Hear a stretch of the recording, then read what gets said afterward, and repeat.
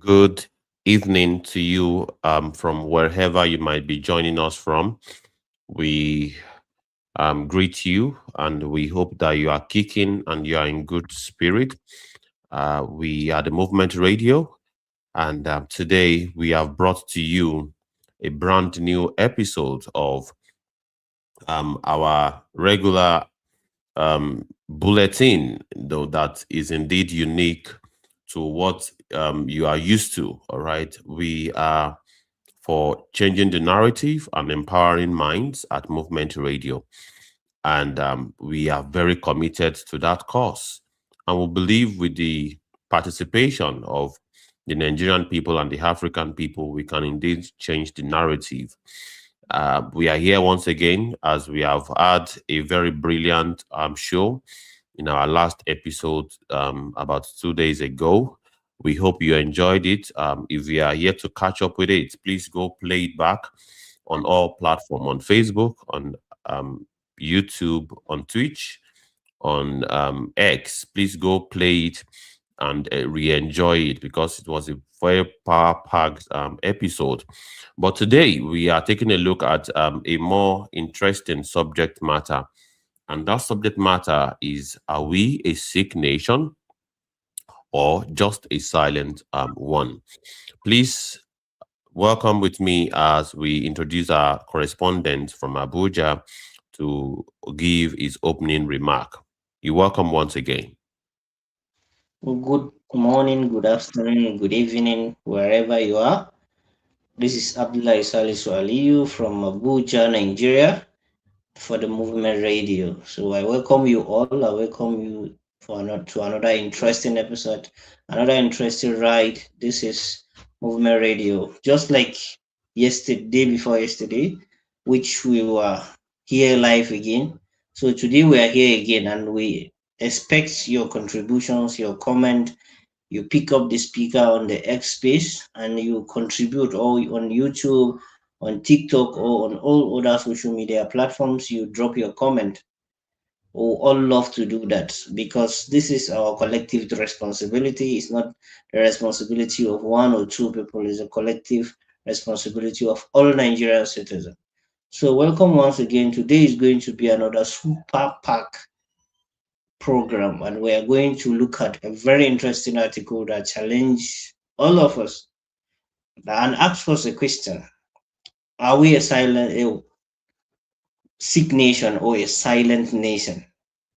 So let's all interact. If you have any contribution, any suggestion, or any comment regarding the show, regarding the article, feel free. The space is open for you either on Instagram, on Facebook, on YouTube, on X, on TikTok, or Twitch. Feel free to make comment, make suggestions. The Movement Radio is your own alternative media, apart from the conventional media that feeds you with all what the ruiners want you to know. On this platform, we give you the opportunity. We tell you, we challenge you with what we tell you the truth. We don't do cock and bull story. Welcome once again, Abdullah Isaliso.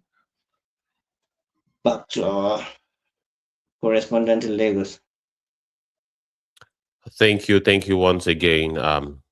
We indeed miss our host today. He had to attend to a very important matter, and we would have him most likely on the next episode. But for now, you will only have us to deal with today. We, the newbies in the realms of, these citizens journalism side of things.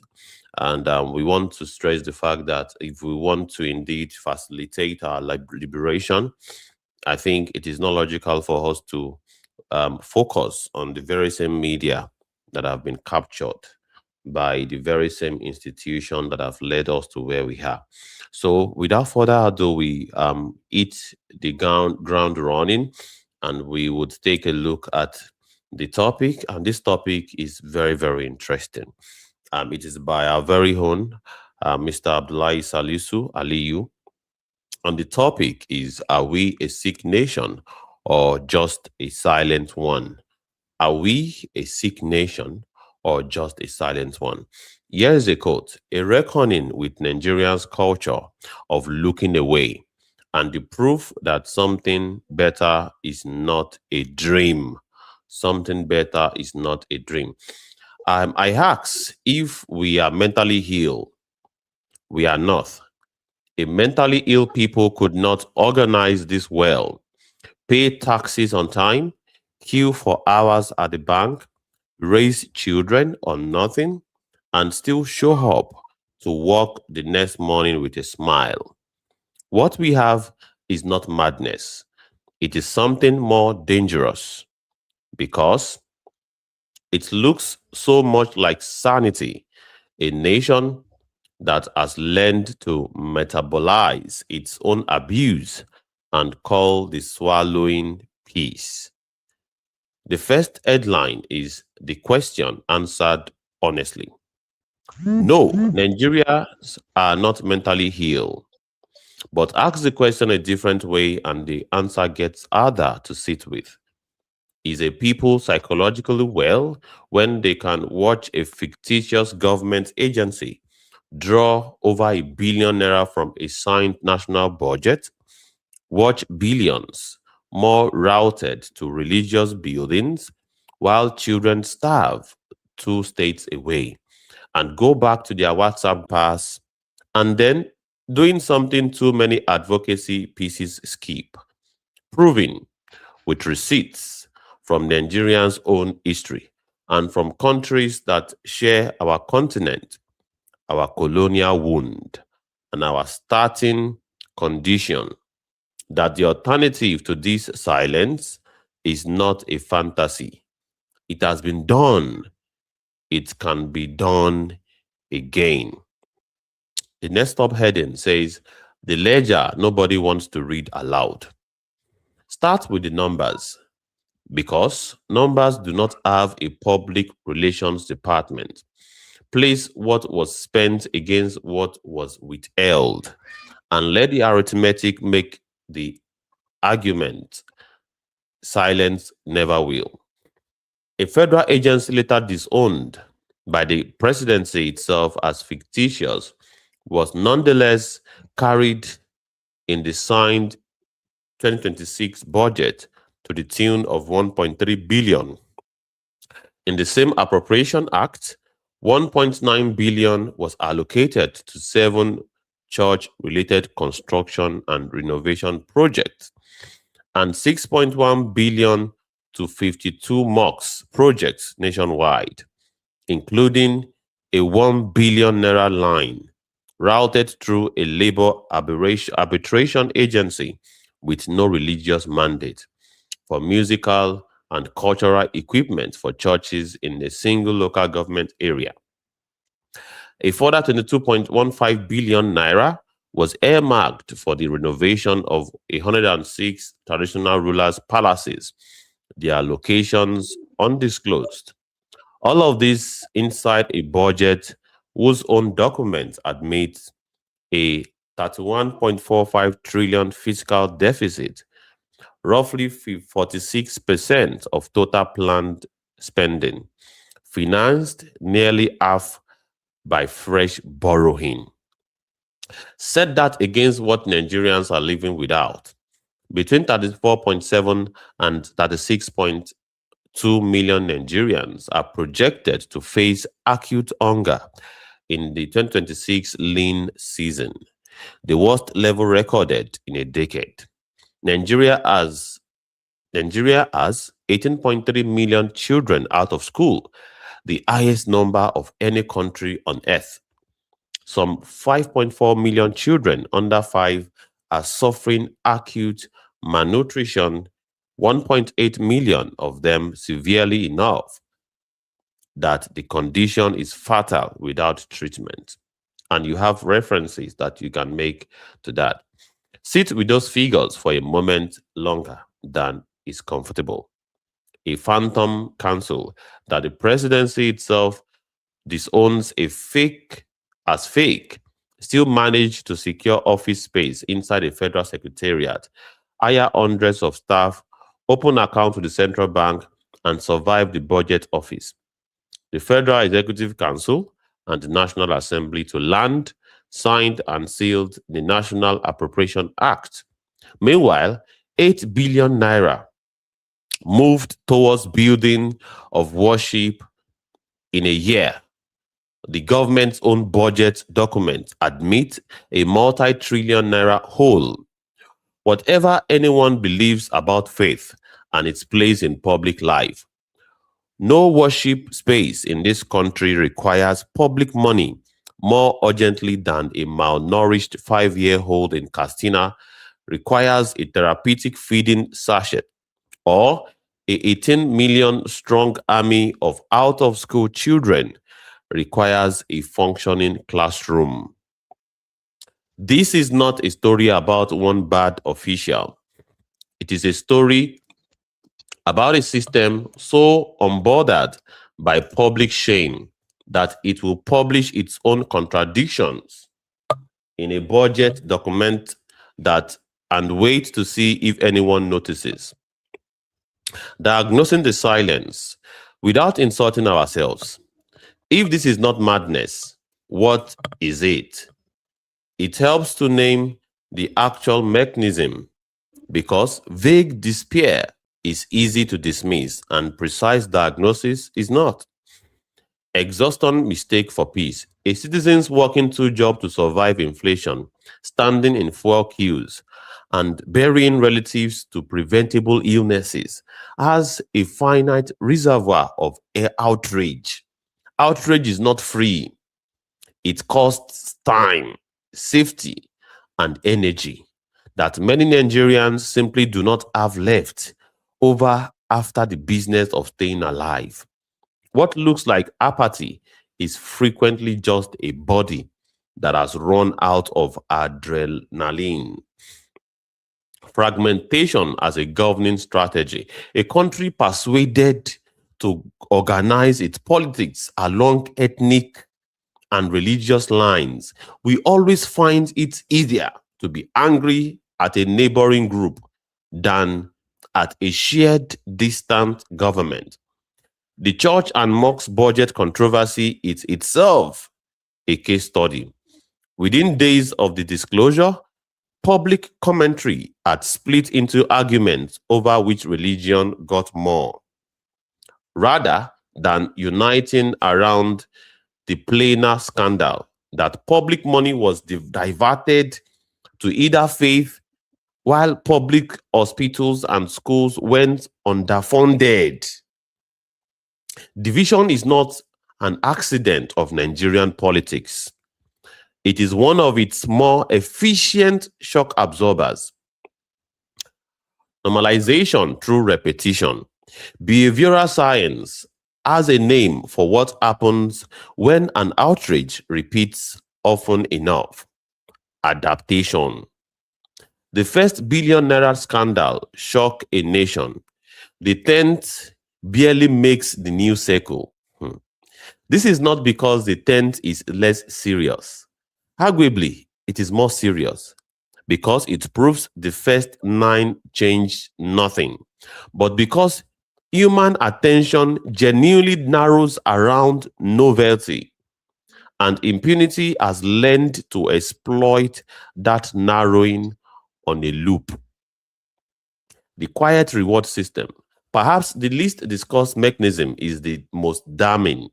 Nigerians do, at times, celebrate the very officials whose conduct they should be interrogating. A chieftaincy title here, a lavish homecoming there, a front row seat at a wedding, an ovation at a religious event. These are not small things. Every standing ovation given to a public official under credible allegation is a small transaction. Dignity exchanged for proximity to power. A culture that keeps handing out that dignity for free should not be surprised when officials stop bothering to earn it. Proof, not hope. This has been done before. It is one thing to demand accountability. It is another to prove the demand is not naive. Skip the theory and look at what has actually happened in Nigeria and in countries that started with less. Nigerians own precedents, the movement that ended military rule. Nigeria did not learn peaceful mass pressure from abroad. The pro-democracy coalition that grew out of the annual June 12, 1999 election, trade unions, students, Market Women's Association, and the National Democratic Coalition sustained years of strikes, civil, civil disobedience, and organized resistance that, alongside international pressure, helped force a return to civilian rule in 1999. It was not instant and it was not without cost, but it worked. The current generation of Nigerians descends directly from citizens who proved organized, sustained civil pressure can outlast an entrenched regime. A more decent proof, hashtag NSAS, Afrobarometer's continental research has pointed to Nigerians' NSAS mobilization, organized largely through social media and sustained street pressure in October 2020, as a clear example of ordinary citizens compelled institutional response through coordinated, persistent voice. The underlying grievances were not fully resolved, and that is what being honest about. But the government did dissolve the unit at the center of the protest within days of sustained pressure, something years of quieter complaints had never achieved. The lesson is not that protest fixes everything. It is that Nigerian institutions visibly move faster under organized pressure than under polite petition. Ghana, from military rule to seeks peaceful transfer of power. Ghana's journey out of military government in the early 1900s did not produce instant utopia. Its democracy still wrestles with elite capture and weak institutions today. But the trajectory is undeniable.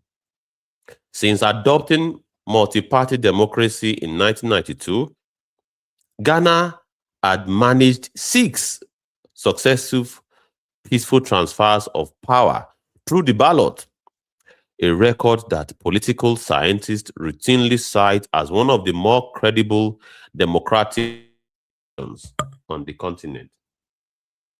A neighboring West African country sharing British colonial administrative history and comparable stating poverty choose sustained civic and institutional pressure towards accountable election and built a reputation as a regional beacon of democracy as a direct result. Rwanda proved that institutional corruption is a choice, not a cause. Rwanda offers a still sharper rebuttal to fatalism, a country that endured state capture and genocide in 1994, as 3 decades later, built one of the cleanest public sector on the continent, scoring 58 out of 100 on Transparency International's 2025 Corruption Perception Index, tied for third least corrupt in sub-Saharan Africa and 41st in the world, ahead of dozens of wealthier nations. Rwanda anti-corruption officials attribute the result of specific replaceable choices,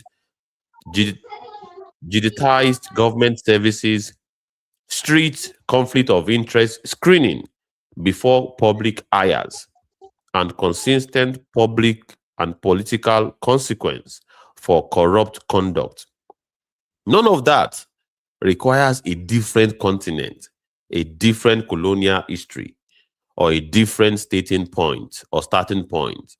It required decision makers willing to build institutions that could not be talked about or talked out of consequences. Good governance is not a Western import or a lucky accident of geography. It is a set of institutional choices. And Africa has already made those choices successfully more than once within living memory. What demand actually looks like.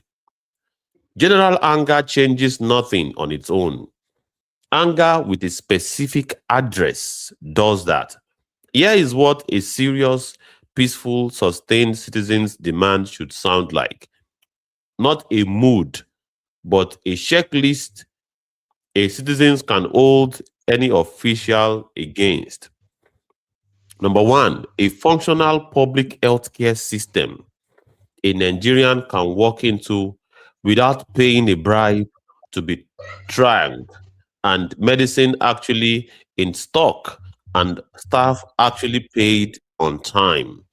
Number two, a quality, uninterrupted academic calendar, an end to the strikes, closure, and insecurity driven suspensions that have helped produce 18.3 million out of school children.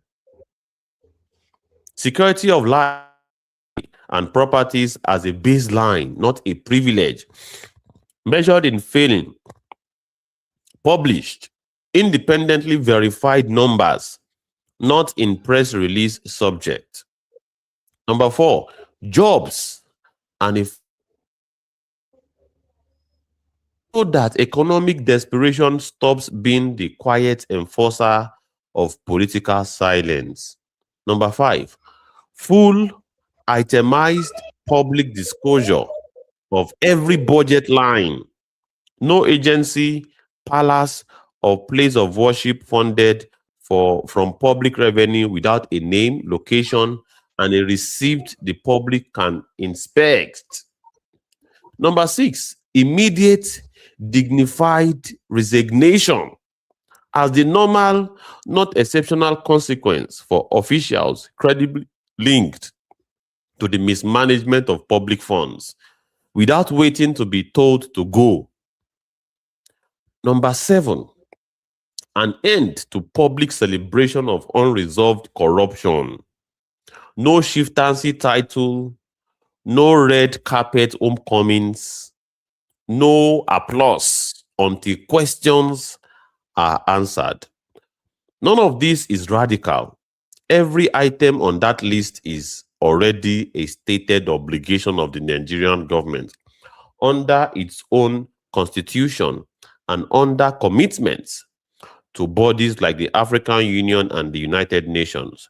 Demanding it is not rebellion, it is arithmetic.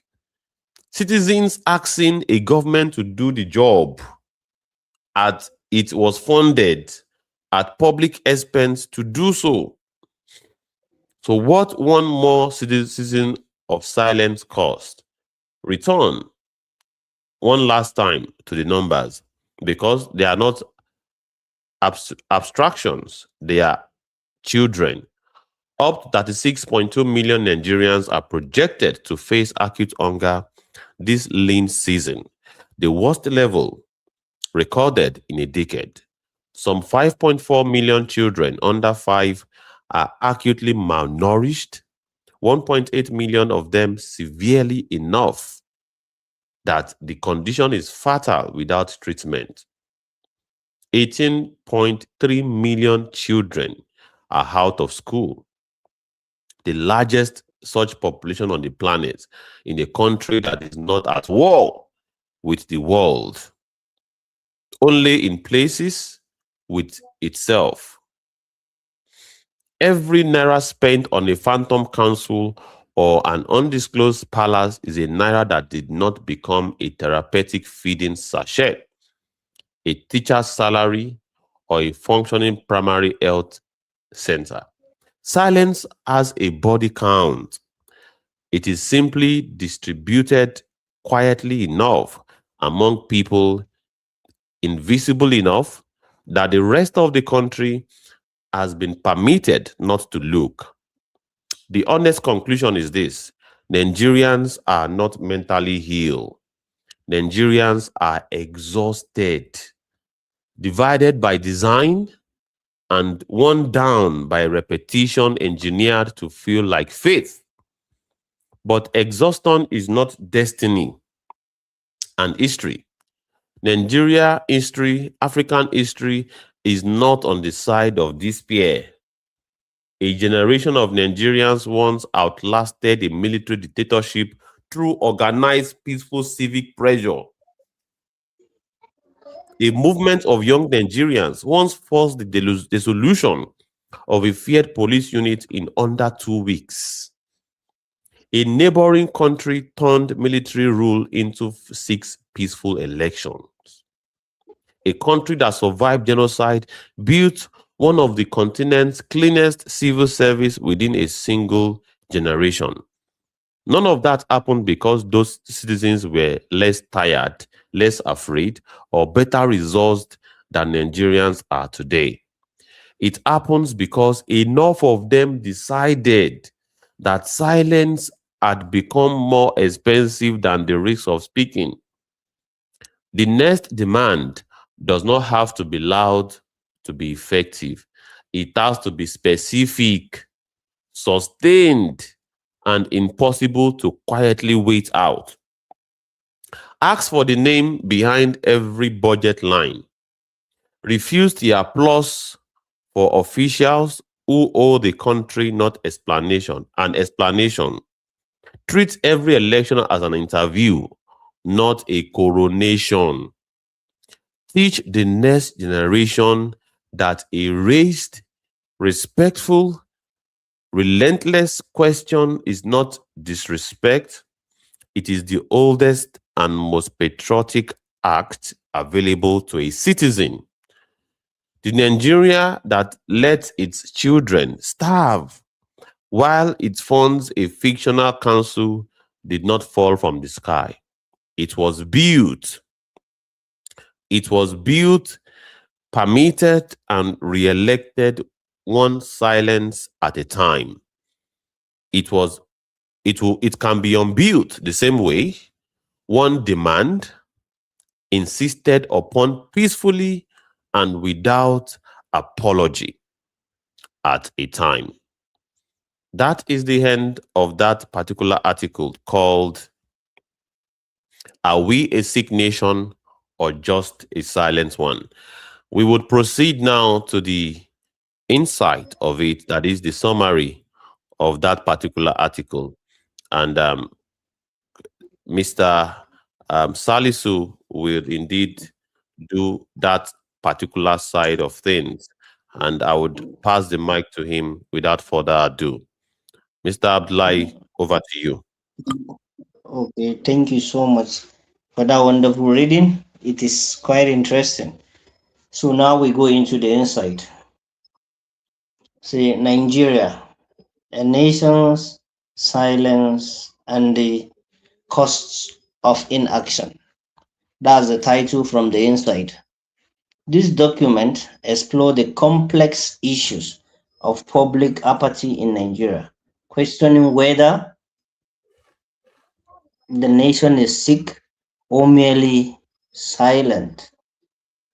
In the face of mismanagement, systemic abuse and mismanagement, the author argues that Nigerians are not mentally ill, but have developed a dangerous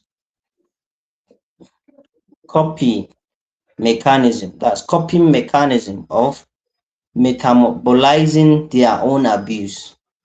Key issues and observations. The first one is misallocation of public funds. The articles highlight stark contrast in budget allocation, where significant sums are directed towards fictitious government agencies, religious building, and traditional rulers, palace, while millions of Nigerians face acute hunger, lack of access to education, and suffer from malnutrition. These are the figures. 1.3 billion allocated to fictitious federal agency, 1.91 billion for church construction and renovation, 6.14 billion for mosque project, 22.15 billion for renovating traditional rulers' palaces. This occurs amidst a 31.45 trillion fiscal deficit. The second bullet point, humanitarian crisis. The financial discrepancies are juxtaposed with alarming statistics. On 34.7 to 36.2 million Nigerians projected to face acute hunger. 18.3 million out of school children, the highest globally. 5.4 million children under 5 suffering acute malnutrition, with 1.8 million severe, very severe, at a very severe condition. The next bullet point, diagnosing the silence. The author identifies several mechanisms contributing to this national silence. One of the diagnosis, one of the issues, exhaustion mistake for peace. People are mistaking exhaustion for peace. Citizens are too depleted by the struggle for survival to muster outreach. Fragmentation as a governance strategy. Politics divide along ethnic and religious line, distract from the collective grievance against the government. Normalization through repetition. The repeated scandal desensitize the public, making them less reactive. Quiet reward system. Public officials are often celebrated with titles and accolades, despite credible allegation of misconduct, creating a culture of impunity. Then proof of change. Historical precedents. The essay reputes fatalism by presenting evidence that sustained civic pressure can yield results. Example, the movement against military rule. The pro-democracy movement coalition, that fought against the military dictatorship demonstrate the power of organized, peaceful mass pressure.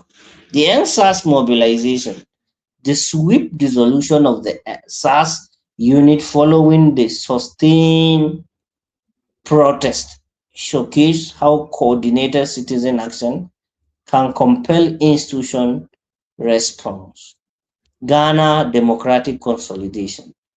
Ghana's transition from military rule to 6 decades to 6 peaceful transfer of power highlights the success of sustained civic and institutional pressure for accountability elections.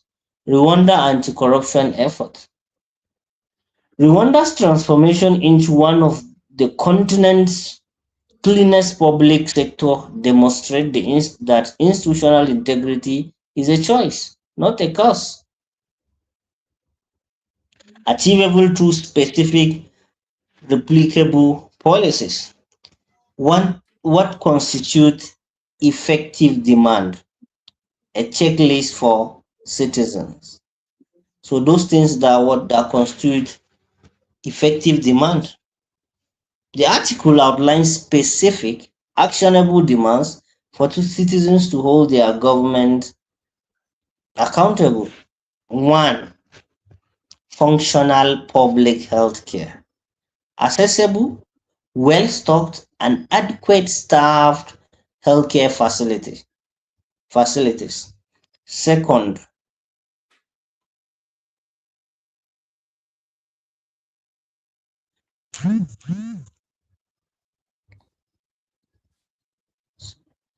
an end to strike and closure that disrupt the academic calendar, security of lives and properties, measurable improvement in public safety, jobs and a safety net, economic security to prevent depression from enforcing public political silence, full budgetary transparency, itemized disclosure of public spending with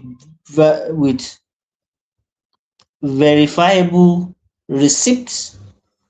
6. Accountability for mismanagement. Immediate resignation public for officials credibly linked to corruption. Number 7. End to public celebration of corruption. Refusal to honor officials with unresolved allegation. The cost of continuous silence. So if the citizens should continue silence, these are what is going to cost the country.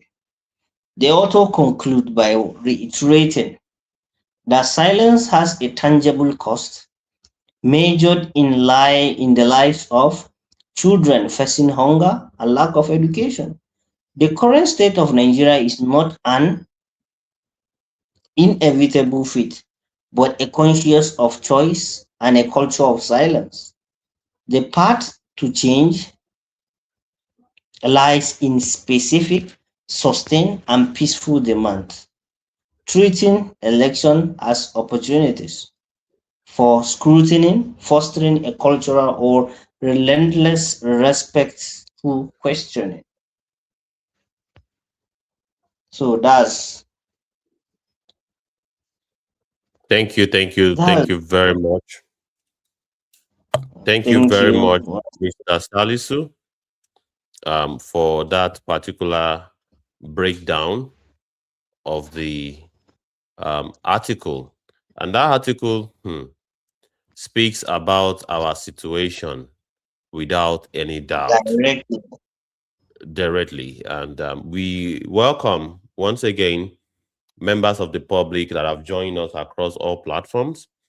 On our audio platform on X, we welcome all the listeners. Alaba Ferreira, big shout out to you. We'll miss you in the studio here. Then we have Wood Agent and AG High. We salute your coming to this broadcast and we anticipate your contribution either in the comment section or perhaps you want to indeed you know use our video section to interact with us. And also we are streaming on all video platforms like the Facebook, YouTube, and Twitch. All right. Our host is not around today. We would have been streaming on TikTok, but for today, we are not streaming on TikTok because our guard it up is not around. So let's without further ado, let's go to the mind map. All right, that mind map talks about a sick nation. All right, and we go do them in pidgin version. Maybe say we go take break and down where. All right, share our country they sick or a day silent. Which one be our problem for this country? Waiting be our problem. And I would take my time, make I break them down. I go take half of the mind map so that we go feel understand what we talk about. And my colleague here, Mr. Abdullahi, we also take the other section of the mind map. we believe that at the end of this article, we would indeed be convinced without any form of doubt that this article is addressing our situation in this country. All right. Maybe we enter the answered question that is answered. All right. If you look at our screen from our video streaming platform, you go see what we they talk about, because we they use board to they explain what they talk. Not mentally ill, but dangerous sanity. That is, we know craze for this country. We know craze. Nothing they do us. But say we know craze, it they reveal the fact that as we know craze is so for this country, some things wey we dey do wey be say e dey dangerous pass say make person dey craze. The absence of outrage as a symptom, as we know the verse, everybody just they go about in daily activities. All right, instead make we verse for the system where they cause our problem, we go prefer to transfer that anger on our neighbor, on our children, on our fellow citizens that are in the loop of this oppression and suppression of our collective rights. All right. And of course, there are some facts where we say we go talk about for this our broadcast, where we say you feel no like them when you hear them. But because the talk say truth, they very bitter. But we go say our own regardless. All right. And one of those facts, all right, talks about the ledger that nobody is reading. All right. Fictitious agency budget, which is about the budget wey be say na mago budget. If I don dey hear about the mago budget wey President Bola Ahmed Tinubu don do, maybe we talk about am, all right, for this our ogbonge article. All right, 1.3 billion naira religious buildings wey be say the budget 8.01 billion just for religious building. How about traditional rulers palace? That one, e chop 22.15 billion naira for our budget. Fiscal deficit, that one chop 31.45 trillion. Fiscal deficit, that is gbese wey we don hold before. Gbese wey dey on top our neck before. 31 trillion. Then the budget 34.7 to 36.2 million for hunger. Okay. They also budget 18.3 million for out of school children. No, that is for the waiting they happen. Okay. I think waiting this thing talk about is not about the money. It's talking about the number. Yes, it's talking about the number of hungry people for our country. Suffer hunger. But waiting I can't they interested in is that this number, is this different from the number we the World Bank talk, where we say is over 140 million Nigerians, where we say they for poverty line, Mr. Salisu? This one is the Nigerian Bureau of Statistics. Okay, this one even our own, yes, even our own agencies are reporting that we have over 34 million people in acute hunger, not just poverty, acute hunger, serious hunger. Nigeria. Now, Nigeria statistics people now you come up with this one. Yes. Okay, it did different from the one way them World Bank do. Don't come because that World Bank 9 people they always reference where over 140 million Nigerians living in multi-dimensional poverty and under $1 per day. Now that one 9 people they talk about where. Okay. This one we are talking about just hunger alone, not multi-dimensional poverty. Okay. Hunger alone. Now in this one they're about. Okay, that sounds very sensible. Then talking about out of school children, that one safe, it did very, very sad. See, Our children we know day school, it be around 18.3 million Nigerian children. We suppose they inside school, but they no dey but inside they no school go. because of one reason or the other. Then you have malnourished children. That is, children will be say they no chop better food and it don't affect their body, it don't affect their health. All right. You remember the Kwachoko situation Yes, during our Kwashiorkor civil war between Nigeria and the Now we are Biafrans. not in the civil war. We say we are in a democratic dispensation, but we still have 5.4 million people. Hmm. Despite say we no dey for war, now we Hmm. get this kind plenty malnourished children. Ah, children will be say they don't even know the reason why they are in that kind of situation. They just know say something is wrong somewhere. In a country that is filled with Nigerian soil, it dey very, very fertile. Maybe say one Oyibo man come Nigeria and he talk say, even if you plant stone for Nigeria, it go grow. Just to tell you how rich our soil is. Our soil, if you plant corn for inside, it go grow. Plant cassava, it go grow. Plant cashew, it go grow. Plant Everything groundnut, is growing, it go grow. Nothing where you go plant for Nigeria where you no go grow. but just the government to provide the enabling environment is not there. You enter Hmm. go your farm, they will kidnap you. Hmm. Herdsmen will come match, chop your plantation. Hmm. So how will you go? How will you have the mind to go and farm?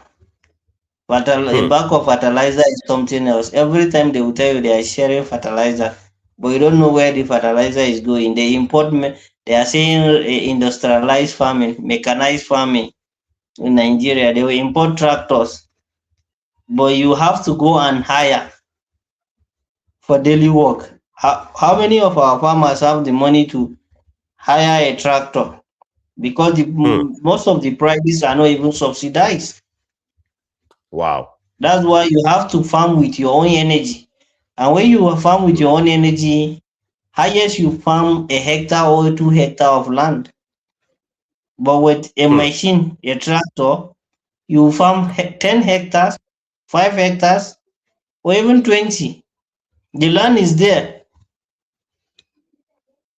but we don't have the right mindset from the government because the government is not interested in food security.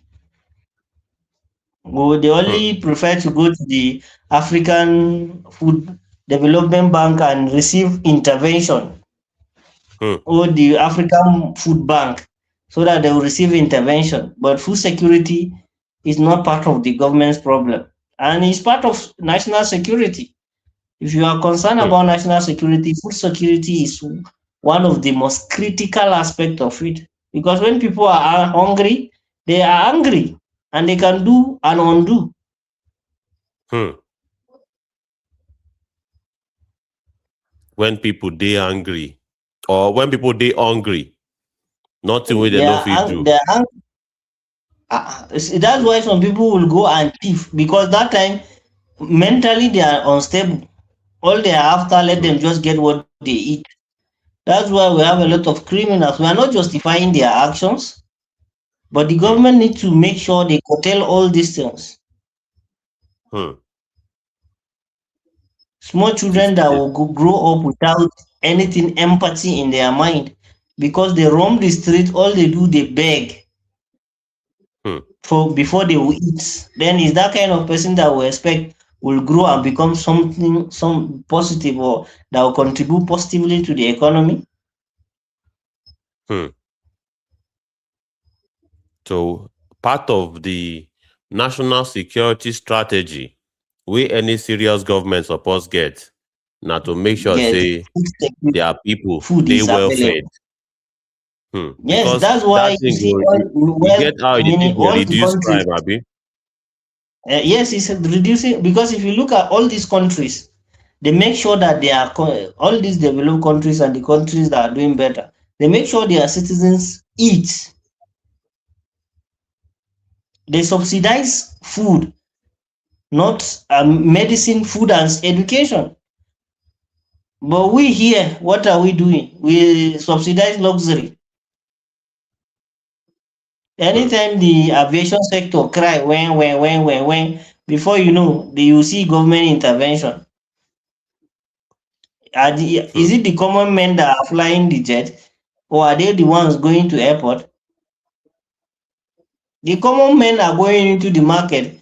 They price a cup of gari, a mudu of corn, rice, beans. You go and you will be hearing outrageous amount of money. And then Hmm. what do you do next? You have to think the way to increase your because your purchasing power is very important. Your salary assume is even 70,000 naira, as they say, the minimum wage, and you are earning Hmm. 70,000 naira. If you look at what you'll be able to purchase in the market, 70,000 naira cannot keep you for 14 days. Hmm. Then you have to look for another alternative. That's why you see people working in an office doing one or two things that we are not justifying what they are doing, but the system that is what enables it. That's why we are not pointing at individual, we are pointing at the system. It's a systemic rot, it's a Hmm. systemic failure. So let's fix the system. When we fix the system, the people will what? The system will enable sanity, and the system alone itself is making most of the citizens to be behaving the way it makes us to be silent. Because when you ask Hmm. question, sometimes, if not for some people that are like the comrade Shori, that will ask all kind of questions. Sometimes some, if they are afraid, if they ask questions, they know they will pick them. So they keep Hmm. quiet. Up to now, if you look at the case of El Rufai, what did he say? He just makes some comment, allegations. Does the government justify that what he is saying is a lie? Hmm. All these things are things, because if you want, they say who wants to come to equity must come with clean hand. Hmm. So the government is doing things that are enabling corruption, and they are saying they are fighting corruption. So how will you fight corruption when the person you employ, you are not making sure that you are paying him up to what will keep him to work effectively? Hmm. So that's why when they said that, what Comrade already said, that 500,000 or 400,000 naira is payable in Nigeria, they are saying it is you have to make sure you pay your civil servant or salary well, so that you be able to what, make sure you block all the loopholes, so that they will not be tempted to corruption. A policeman standing by the roadside, have two children, and you are paying him 140. How much is the school fees of his children? How much is the medical bill? Hmm. And you are asking him that he should stand there for the whole day, and he will go back maybe to his barrack or to wherever he is. His children are expecting daddy to bring something.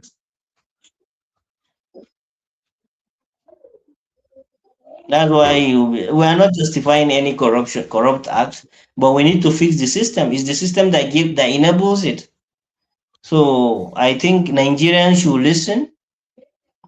And if anybody have contradictive view, opinion on this, that is not the system, is the individual. So let's let the person come up or comment or pick up the mic, so that we'll have a conversation. Absolutely. If you have a contrary view to what is being said in the studio here, we are not facilitating an echo chamber. We indeed want um, a very robust dialogue. That is why we are here. You know, there's no point of calling ourselves the movement radio without getting feedback from the members of the public.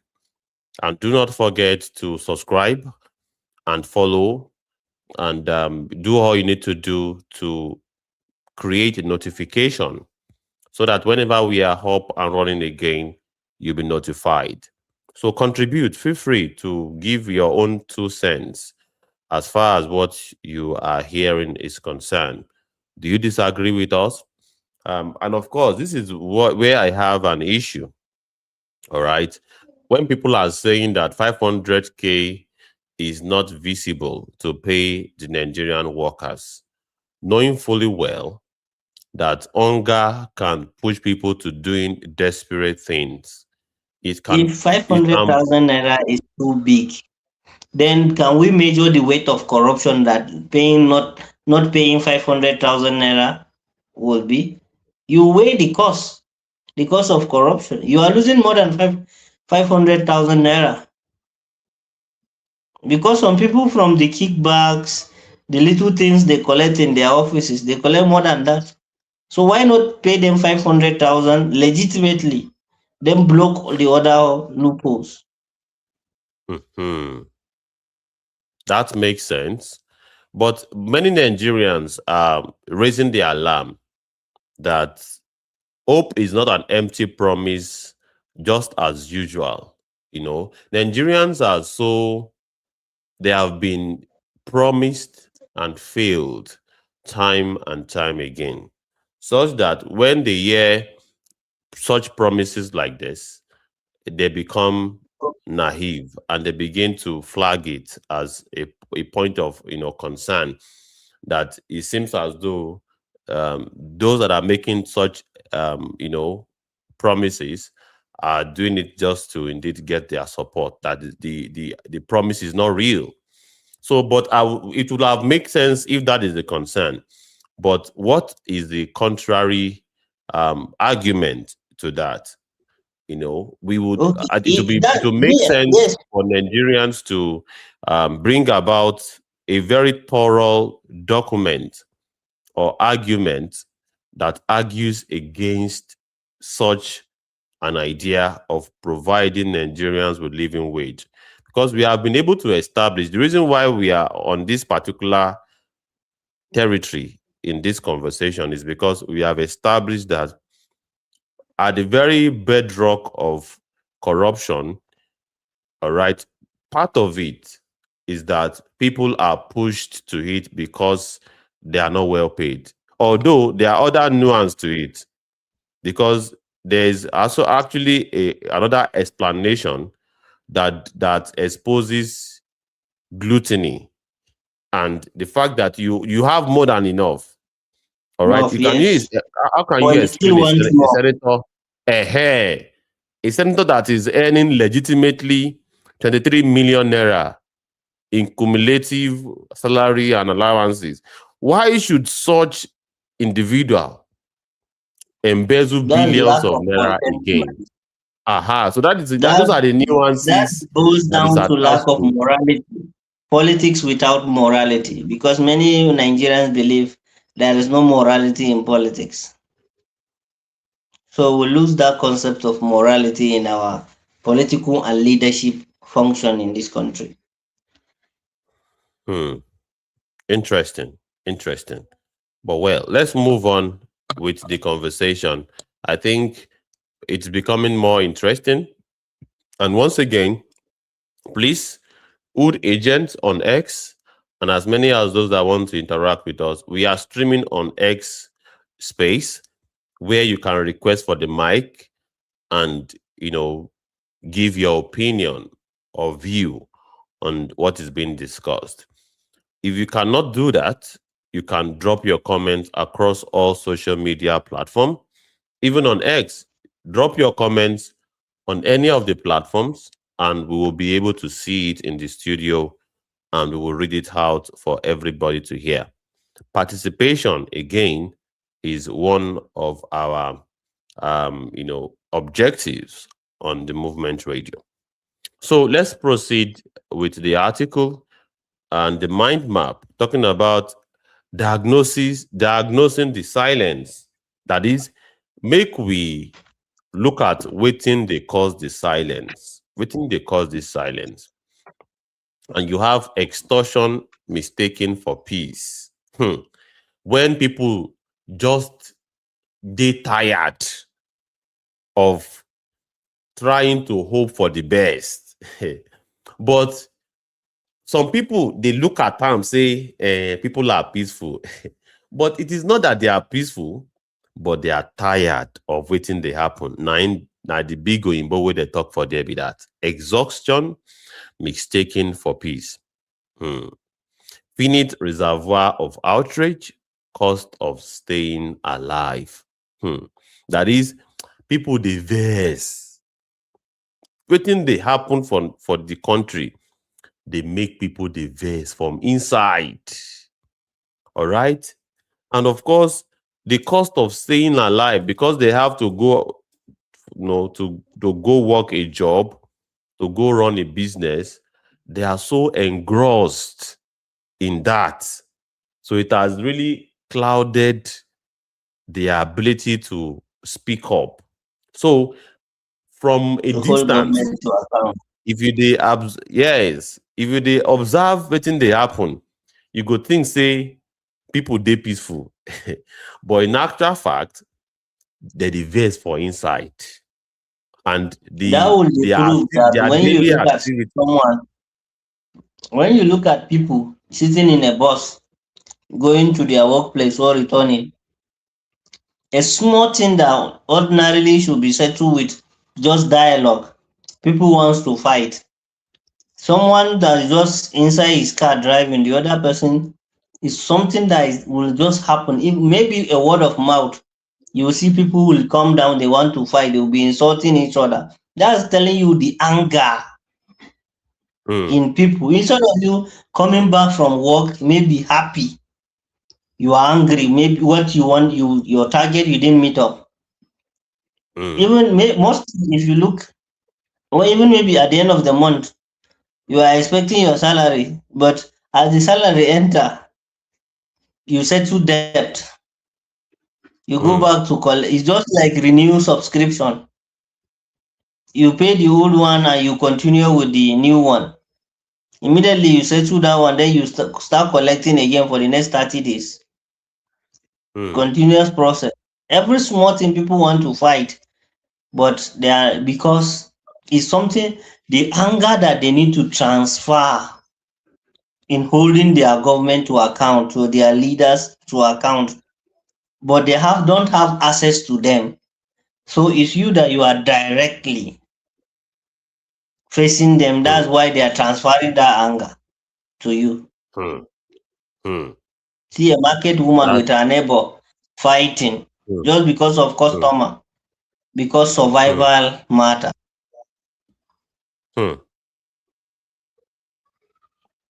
It get as to take be wetin dey happen for a society where the system don create this kind of situation of people fighting themselves because of survival. All right, from the distance, people no go know wetin dey happen, and e go even make them dey blame their fellow citizens, say dem be bad people. But in actual fact, na the system na im create this fighting of yourself situation wey dey happen. So you have fragmentation as strategy. We are still talking about wetin dey cause our silence, ladies and gentlemen. And part of it is fragmentation as silence. I didn't say we scatter along ethnicity and religious division, anger at groups, not government. All right? Our ethnicity, they're different. Nigeria has over 200 plus ethnic groups. And you have several religions also. All right? As it is now, they see as Christians, they tackle Muslim for TikTok. All right?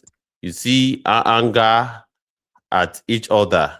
The group of one particular political party is fighting the other one. What many of us don't understand is that Bad You have, governance and good governance, no boundary, no religion, no ethnicity. yeah, and you also have activists fighting each other. All right. Yes, Instead of fighting the those ones government, are the result of those they ones. They can't they are fight. not those ones. They are not activists. Mm. They are just activists because all what they are after is how much alert gets to them. Because activism now in Nigeria is just a means of survival. Before it's a conscious movement. You see people are conscious, that's why they are into activism. But now it's the alternative of survival. Hmm. NGO Because activism. they will this one was they you will see most of them are political, one or two political party sympathizers. They are affiliates, they are political parties in extension. Hmm. Because them too they Hmm. lack some of them. You bring them, you say okay, come, you said you are this, okay, give us your ideology. Okay, before you establish the maybe the NGO or the movement you are going, how much research have you done, and where are you going to be getting your finance? They will tell you from donors. Who are the donors? Politicians. So and you expect them to donate while you hold them to account. It's near impossible. Now so, because person wey dey play trumpet, na him go tell am wetin he go blow for inside the How you trumpet. do it. Na so. Na so e be. So may we continue for the analysis. Normalization through repetition. All right, normalization through repetition, because something dey happen every time. Now in that thing dey happen. People are so used to hearing billions upon billions upon billions. Wey be say say person steal billion now, e no dey even dey Na vex normal them thing now. anymore. E No be don turn no, to they will say normal no be thing. today. It don't dey happen for years now. Aha. That is wetin dem dey call normalization through repetition, because this thing dey happen regularly. So psychologically, for inside your mind, the system don train you make you no see am as anything again. Say person steal money, person steal government money don dey normal. In fact, many of our people, na im this thing dey talk about adaptation to repeated scandals. Look at it now. Yaya Bello, because we have to mention names at some point, is The now white going lion. scot-free. Person wey call himself White Lion. All right? The lion wey don thief the resources of the Kogi State people. But I don't know which kind lion wey dey chop money. But the thing is, as people no even react, people don't see am as normal. Say you don't you go for political office, or you are in one political office. They don't see am as normal to steal the people's resources, such that they will prefer to beat up and deliver some justice in court on their fellow, the petty thieves within the community.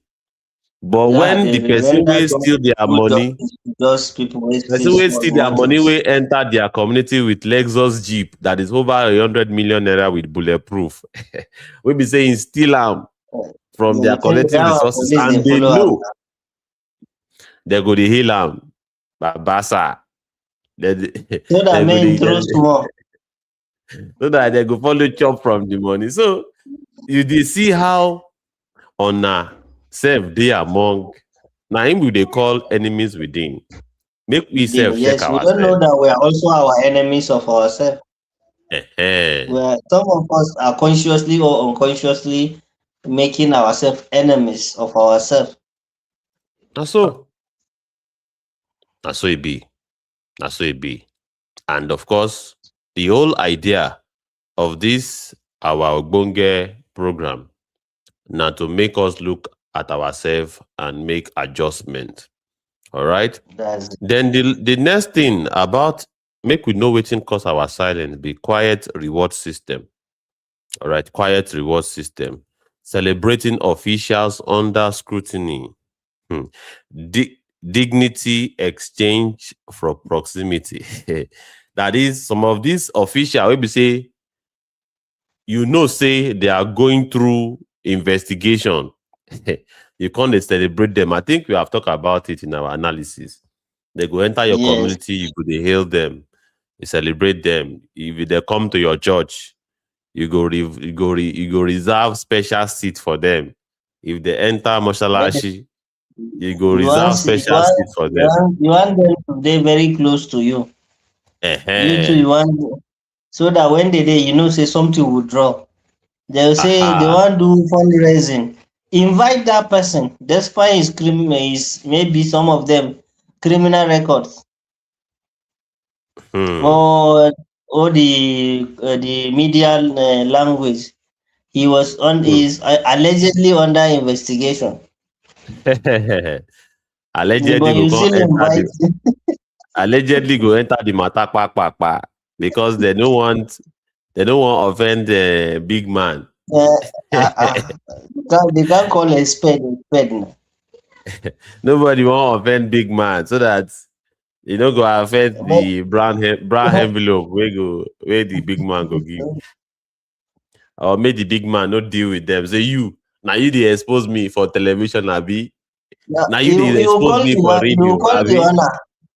No You will call worry. the owner I of the will, station. I go call your oga. I go call your oga, and your oga go sack you because your oga na my friend.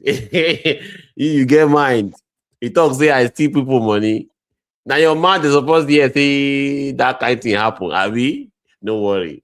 They will even tell you say you if you see that kind of opportunity, you no go do am Yes, now that is what is called normalization of because impunity. it has All become right. normal. Everybody That, once they give you maybe you receive your appointment letter for a job that they gave you, your people everybody will be jumping.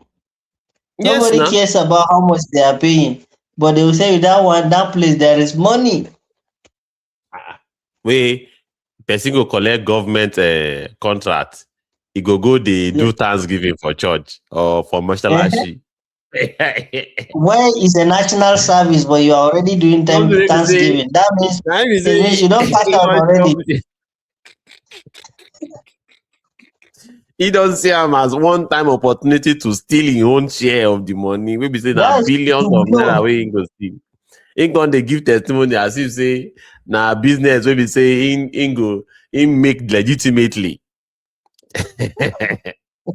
Or person become house of rep member, im go do thanksgiving. Wetin be you are going there to go and serve your people. You But are no, going there them to provide services. is a cash cow. But because the very first thing when people hear that you have become a politician, what comes to your mind say you sef don wan go thief money. And it is Yes, the once now normalization of it. it's normal in Normalize Nigeria. it. Once one person, like now, maybe you just tell people, okay, I'm close to this person, a politician.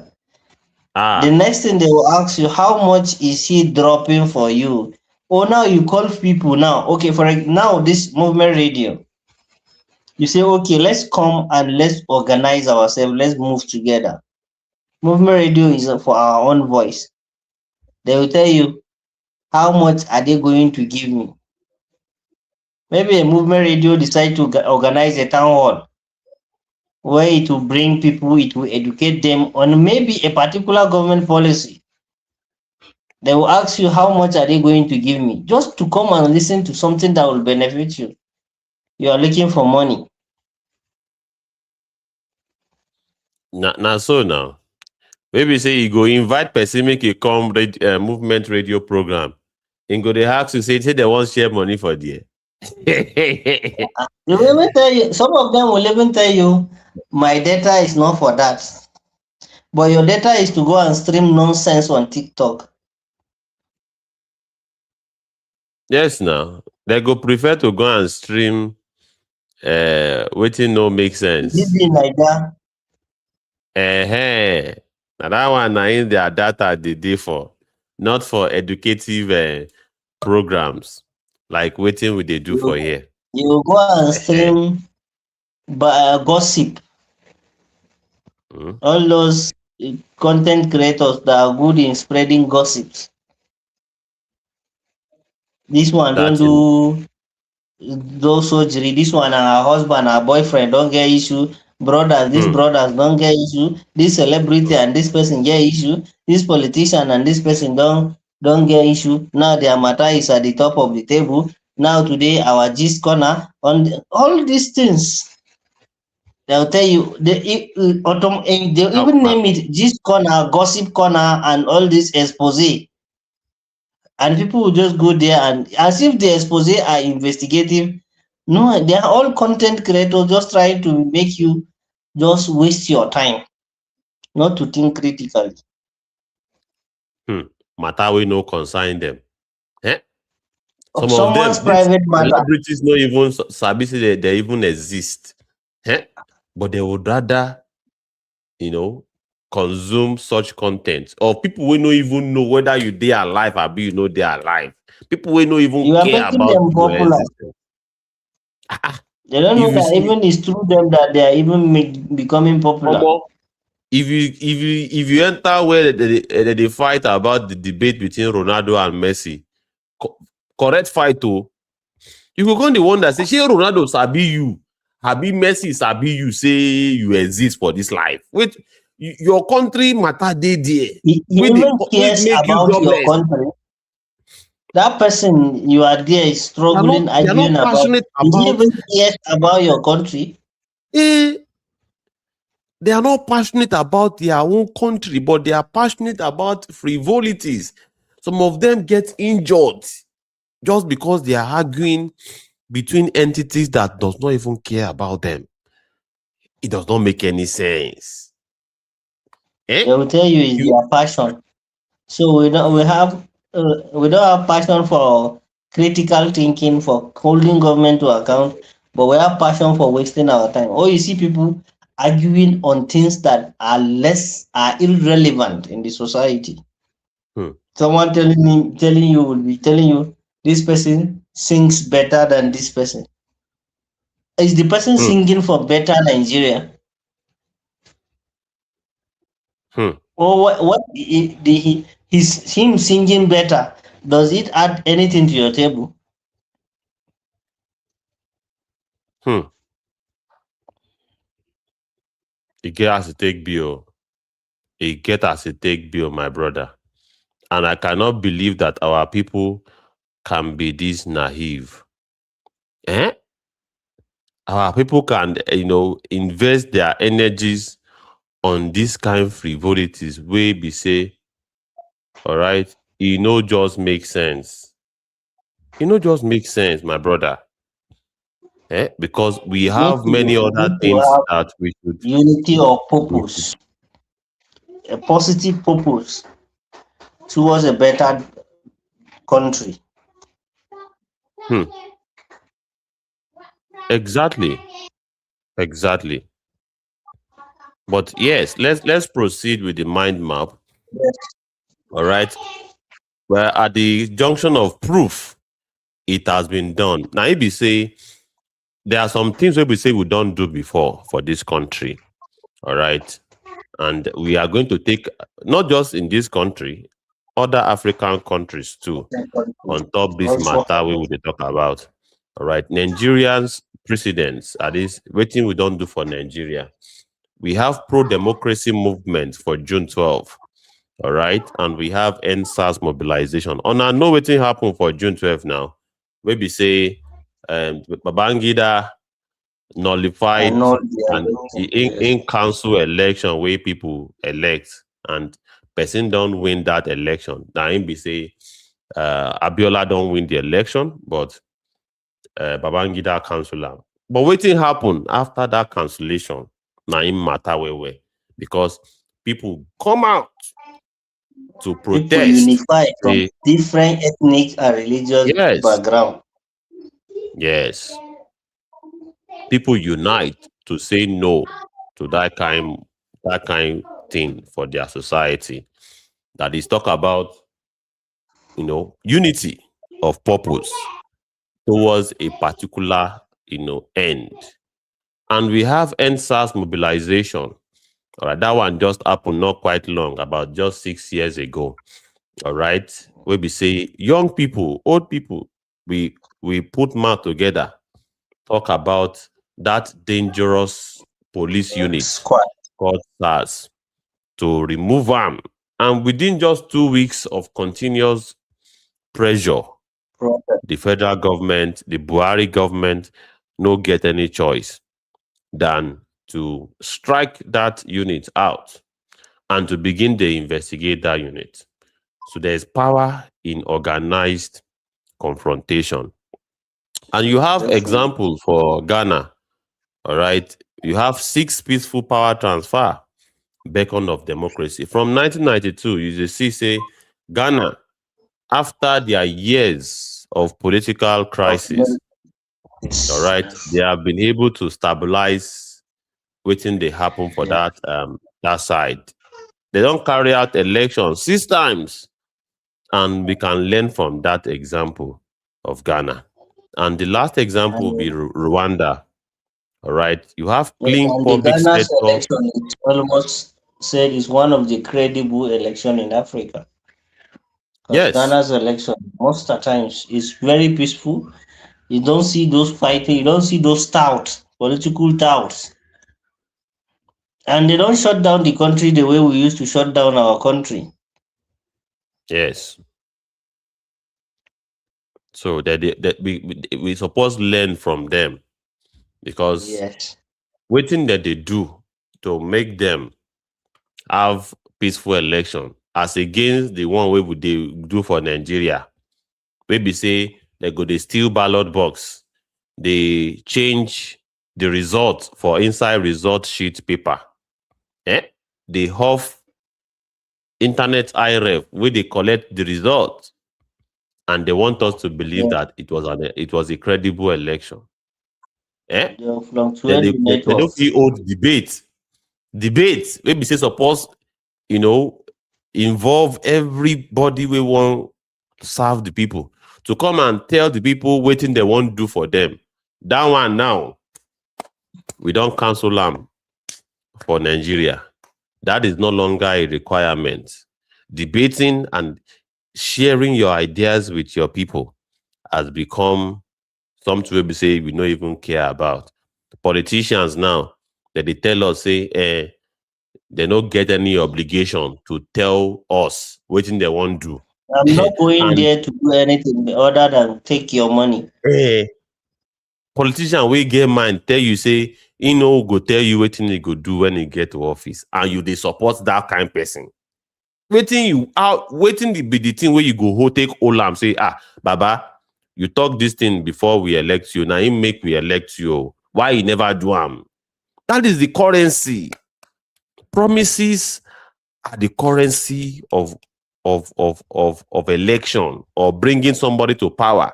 Now the program, the plan we in get for you, we in get for me, we in get for old people, the program we in get for men in terms of providing them employment to take feed their family and how much they go they earn every month.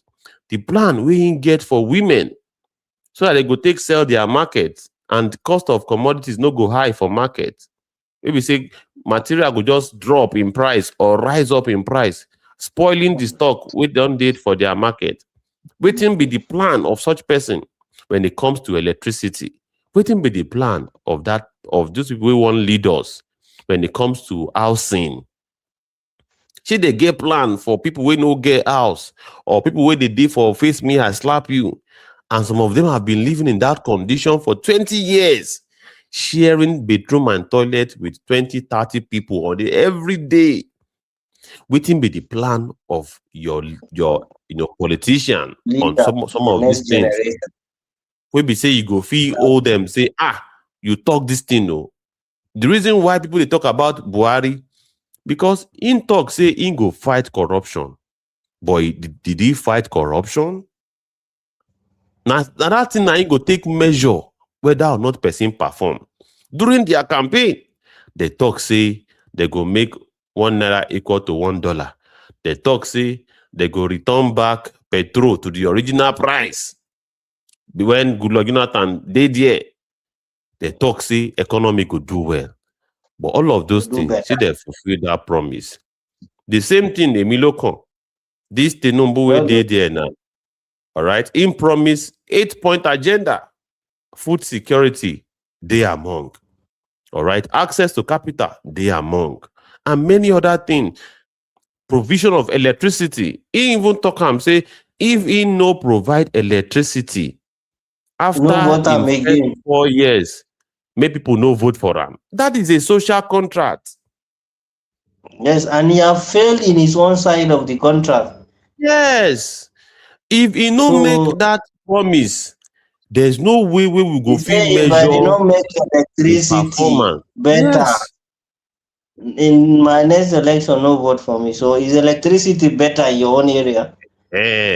Now the question be that, our dear audience, tell us the state of electricity for your side. Tell us the state of Is it hunger better than when and the president unemployment. come? Look at your life. See your life dey better than it was 3 years ago. To be able to give President Bola Ahmed Tinubu a pass mark or a failure. It is not emotional.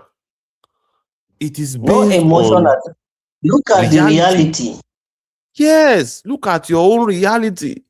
Say your own life better pass as it take be 3 years ago. Abi your life don't spoil more. How much you dey earn before? And how much you dey save before? How much you dey earn today? How much you dey save today? That is how to measure whether or not politicians perform. How many their of your duty children are in still going to school? How much of your children are going to school? How much are they paying now? How much are they paying before? How much you dey buy fuel before? How much you dey buy am now? Is your, So those are is the your things. security better? Say you dey sleep with your 2 eyes closed compared to before, or you dey fear say ebelebe fit enter your domot, kolobi you, come dey ask for 15 million, 50 million. Kidnapping has turned to a business now, and it has intensified more than ever before. Is it a lie? What are the facts saying? What are the records saying? This is how to measure whether or not you are experiencing good governance or bad governance. Not be about any emotion or propaganda. So maybe we'll continue. Mr. Abdullahi, now you go take that last part, make you help us analyze them well. Now that final part, now we go talk about now. All right. I go enlarge them so that we go feel. Okay, I never get away. Okay. Now be this. Sure, you don't see am well like that. Yes. Yeah. What demand looks like. So okay, like now this what demands look like simply means what you should be asking for. What you not just be asking for spaghetti, 1,000 naira in anything is changing in exchange to your vote. All those things, these are the things you should be what? Asking. You should be requesting. You should be holding your leaders or your rulers to account. The first one is what? Functional public health care.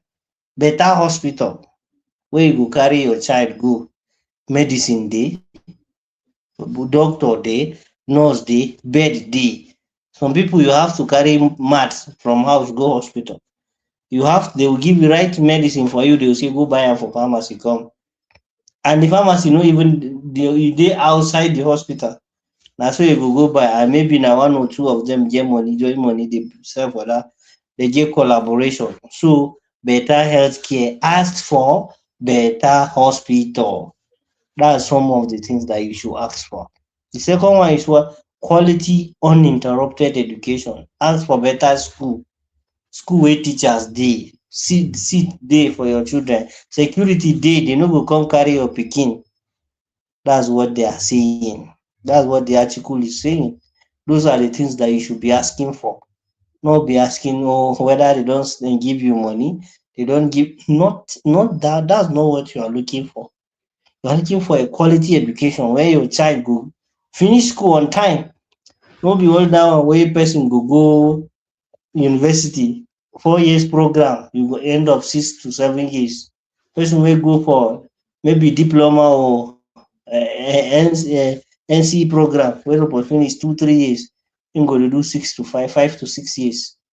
All those ones no be wetin you should be asking. Then security of life and properties. You fit sleep with your eye, two eyes close, you fit enter your house, you no go dey fear. You no dey fear anything, your house or any of you dey travel or you dey go anywhere, no, you no dey fear anything, say kidnapping or anybody go come carry any of your thing. That's the kind of things you should be asking. Then jobs and safety net. You need work, job wey you go do, get money, better payment for the job, and at the end of the day, job you get what? Your life, you get insurance if possible.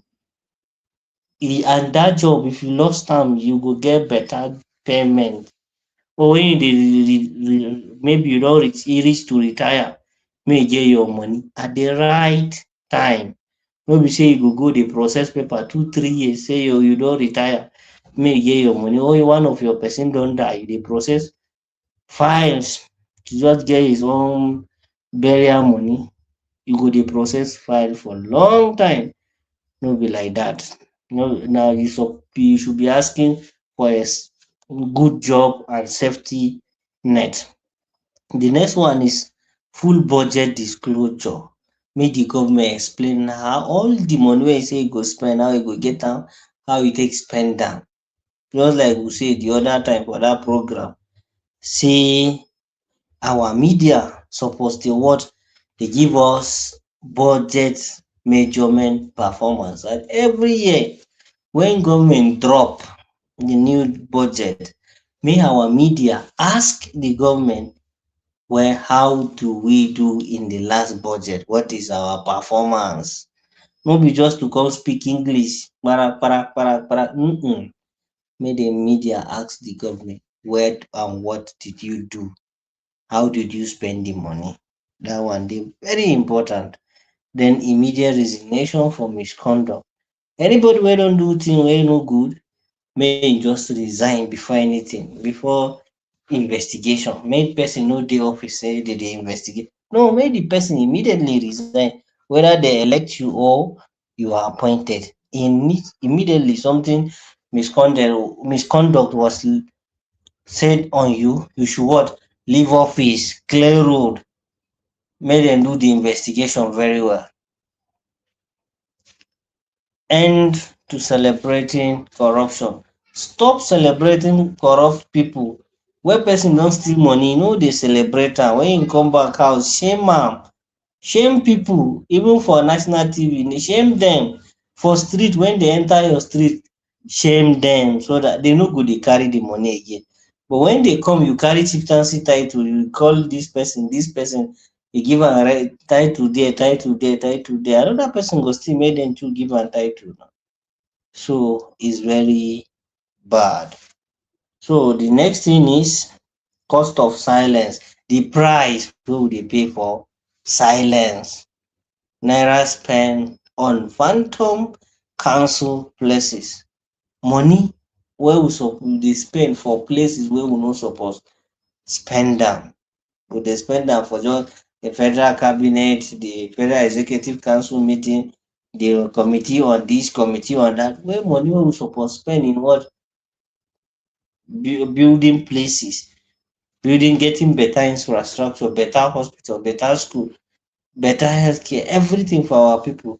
Now we dey spend for just few people on top their lavish life. You look at the budget, how much they go for buying vehicles, servicing of vehicles, the presidential and vice president budget, all those things spend money. Naira not used for feeding, salaries, and health.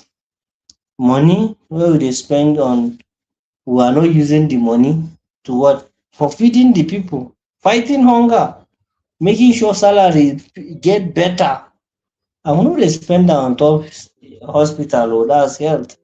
But we dey spend am on top things wey dey no necessary. People wey dey still get money, silence has a body count. So that silence wey we dey keep to e heavy well well, e heavy, and e dey cost us a lot for this country. E dey heavy. That's why we say silence has a body count. E get way. If you keep quiet, e get problem wey e go bring. E get problem wey that silence go bring. The next one, a little bit up.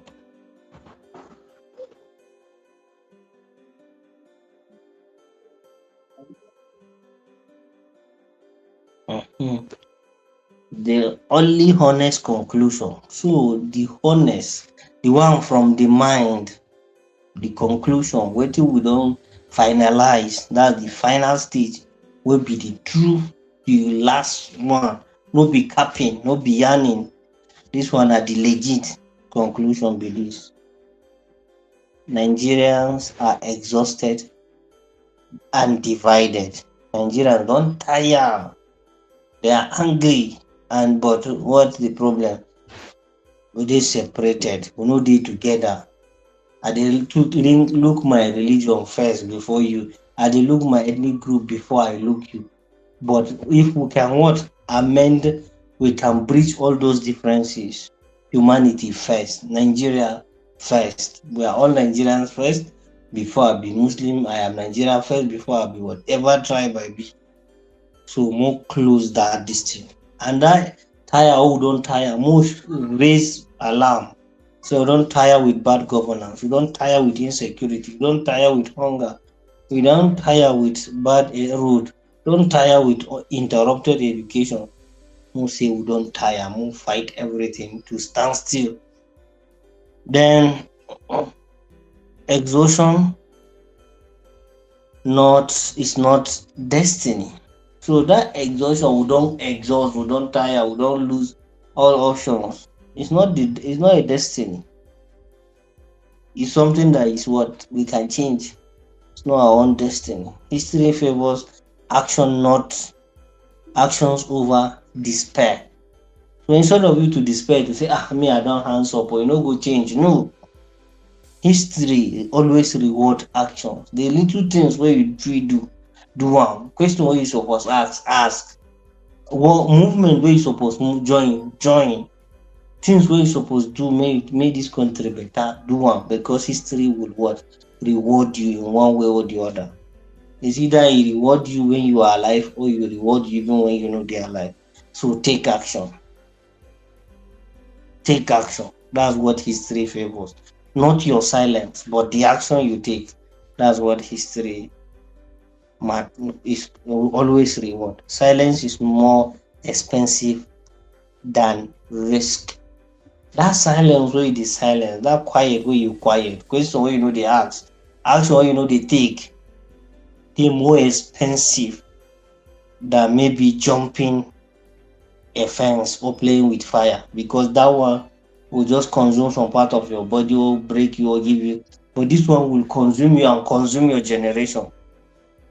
So take action. Demand specific sustained action. Demand things in specific. No be say no, go straight to the point, just like the way we mentioned at the top. What demands are: functional healthcare, quality education, uninterrupted education. Then what? Security of lives and property.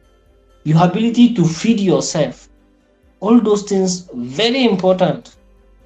Ask those important questions. Be specific. Don't say go, no. Don't cap anyhow. Don't be saying rhetorics. Go straight to the point. Ask what you want. Is it security? Ask security. Is it healthcare? Ask healthcare. Is it housing? Ask housing. Is it anything you want to ask? Be specific and be realistic. That's what this thing is saying. Be and sustain it. Don't be say you do it today, forget it. No. Keep asking till you get it. That's the meaning of sustenance. Then treat election as interviews. Don't be say you go election, just go say in the name of let me just go and vote. I use election period to what? To ask questions. In interview, you ask questions and you get answers. So during election, ask questions. When you get the answer, then you judge. Be the judge of your own destiny. Be the maker, the creator of your own destiny. That's very important. Don't just look at election as election, let it come and go. Election is a time that you scrutinize, you ask questions, critical questions. You want to do this, how practical can you do? How can you do it? What ways are you going to do it? Use the election as that. Then the next one is what? Raised questions are patriotic. Questions that were raised. If you ask questions, that means you are patriotic. You are not causing any problem. Nothing is the silence that is treason. But when you ask questions, that's you are a real citizen. You are being patriotic because you want the country to be better. So those are the things we cover on this article. Thank you, and we look forward to your own contributions.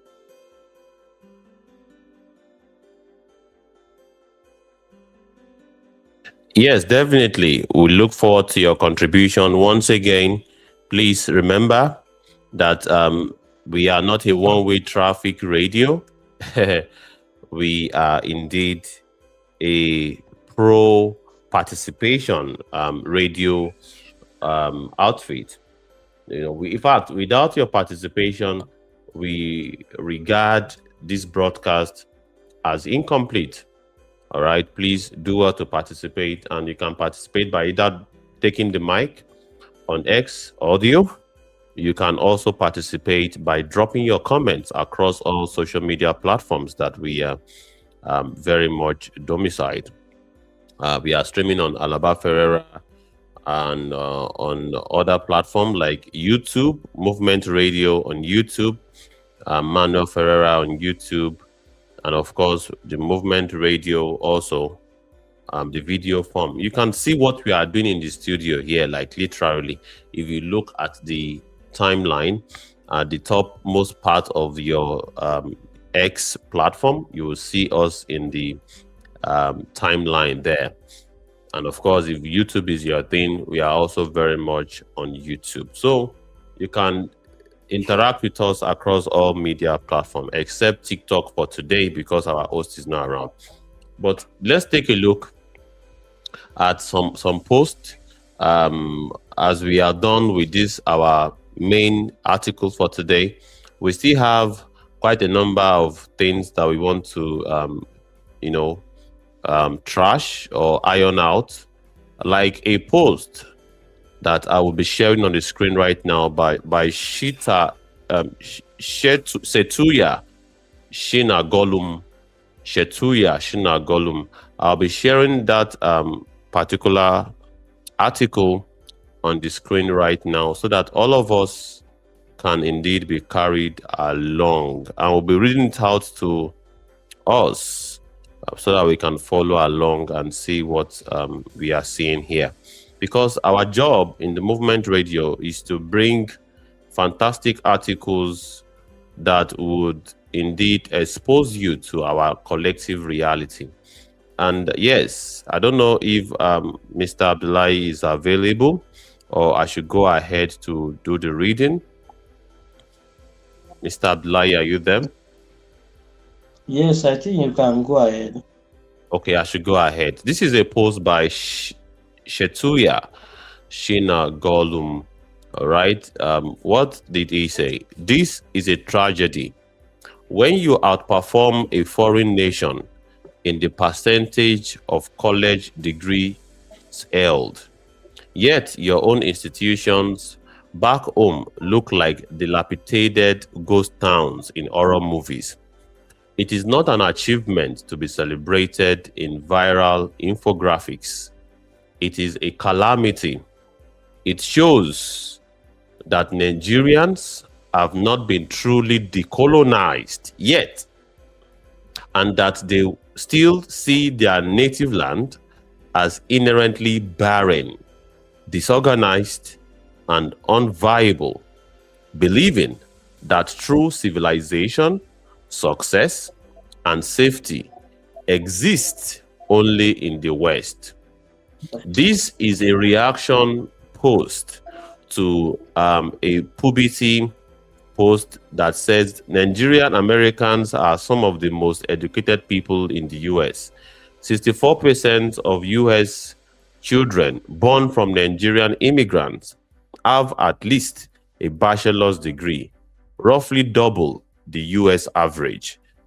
That is why these our great conscious citizen Shetuya Shina Gollum is indeed commenting and giving this exposure to the fact that why can't we produce degree holders in this percentage in our homeland?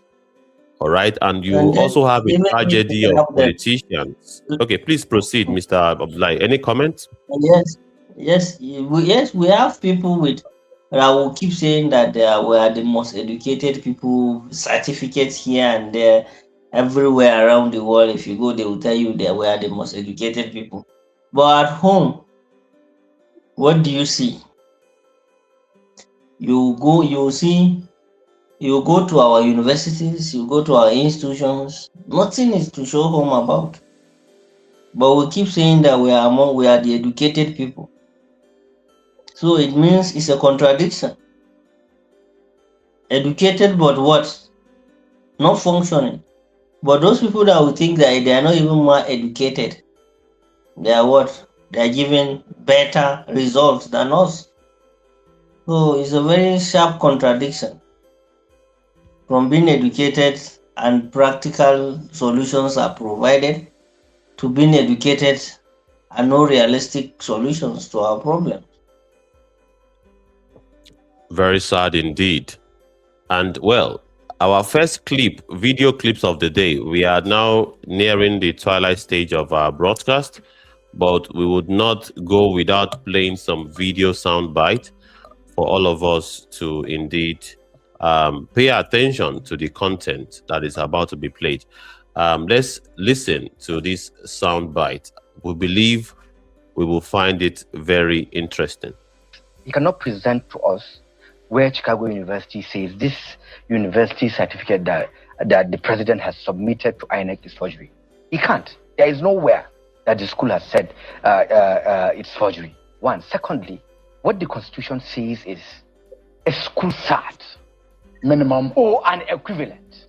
An equivalent of school cert is an ability to read and write. If you go to National Assembly, a lot of our members present secondary school cert.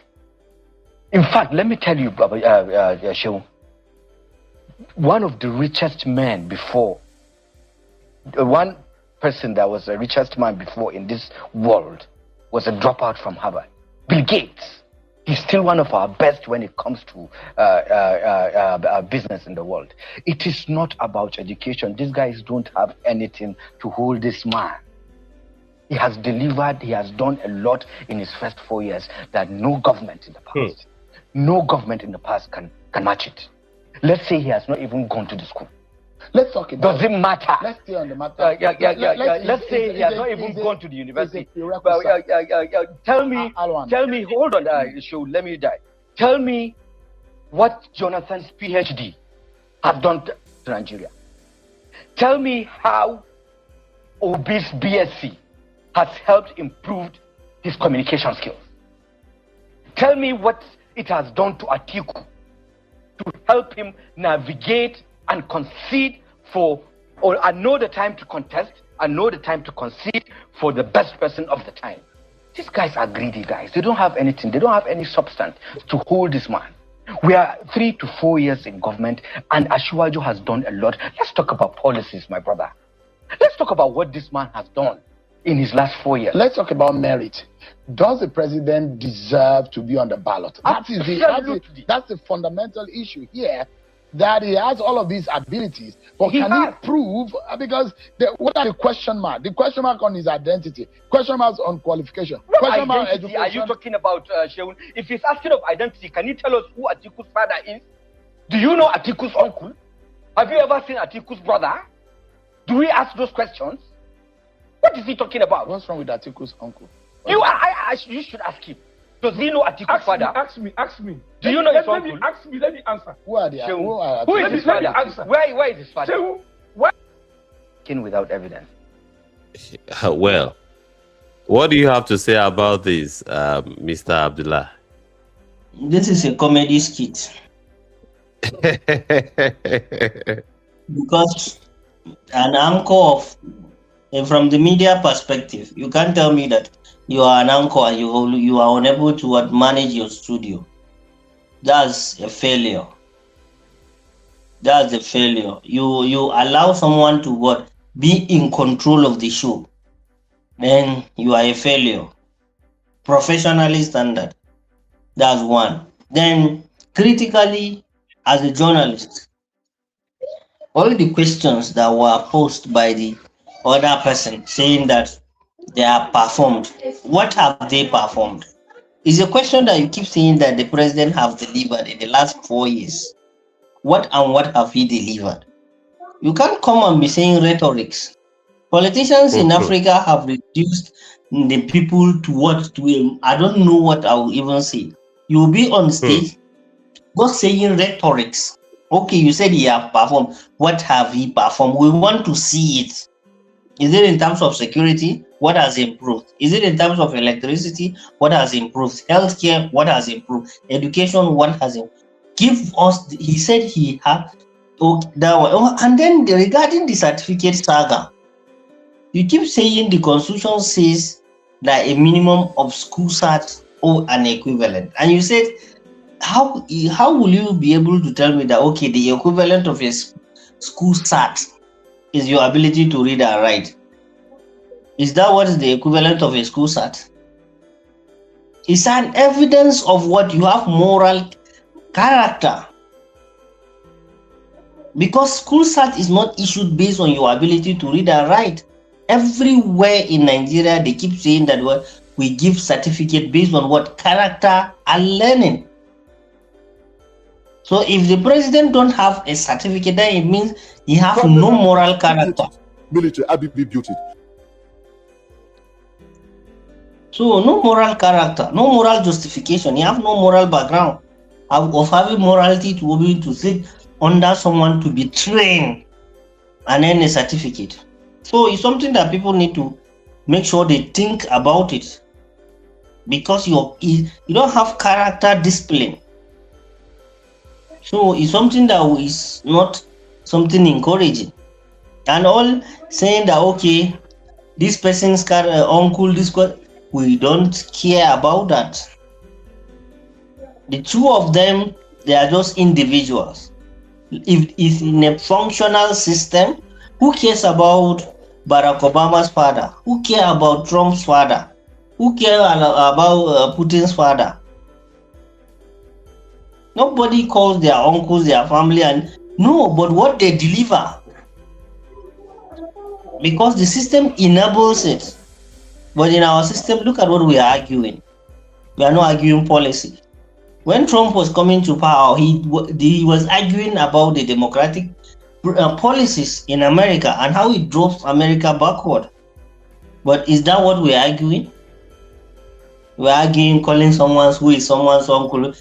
Is it not a shame for you to even come and argue on behalf of the president? This is what you are arguing, not policies. Not his word. Okay, by now, if actually the president had performed, then we should be able to what? To, as a master strategist, we should be able to what? To be started, okay, scrutinizing all the projects he have delivered. Okay, how this project that the president have delivered, how, okay, what is the economic implication of it, or what is the security implication of it? But not even projects to point around. Or his policies. Most of his policies, if one will be honest with himself, is anti-people. Because the people are not enjoying, are not benefiting it. You remove subsidy. At the end of the day, what are the people bearing? Suffering. Fuel, cost in transport, cost in food, school fees hike, healthcare, everything is up. You should be able to come there and explain to the people that, okay, what the president have done. By now, if, for example, if they have any iota of respect, some of them have to be what in their voice when they are talking to Nigerians. They should be big, they can't have the eyes to look at the Nigerians in the eye and said, okay, we are telling you to vote. No, they should be telling us, we are sorry, you have failed.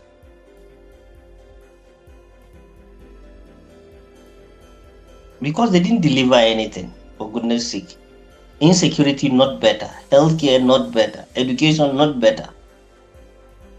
Because if you look at from where we are coming, even as far back as 2023, just 2023 here, all indices from Nigerian Bureau of Statistics, World Bank, IMF, African Development Bank, all are pointing towards negative direction, no improvement.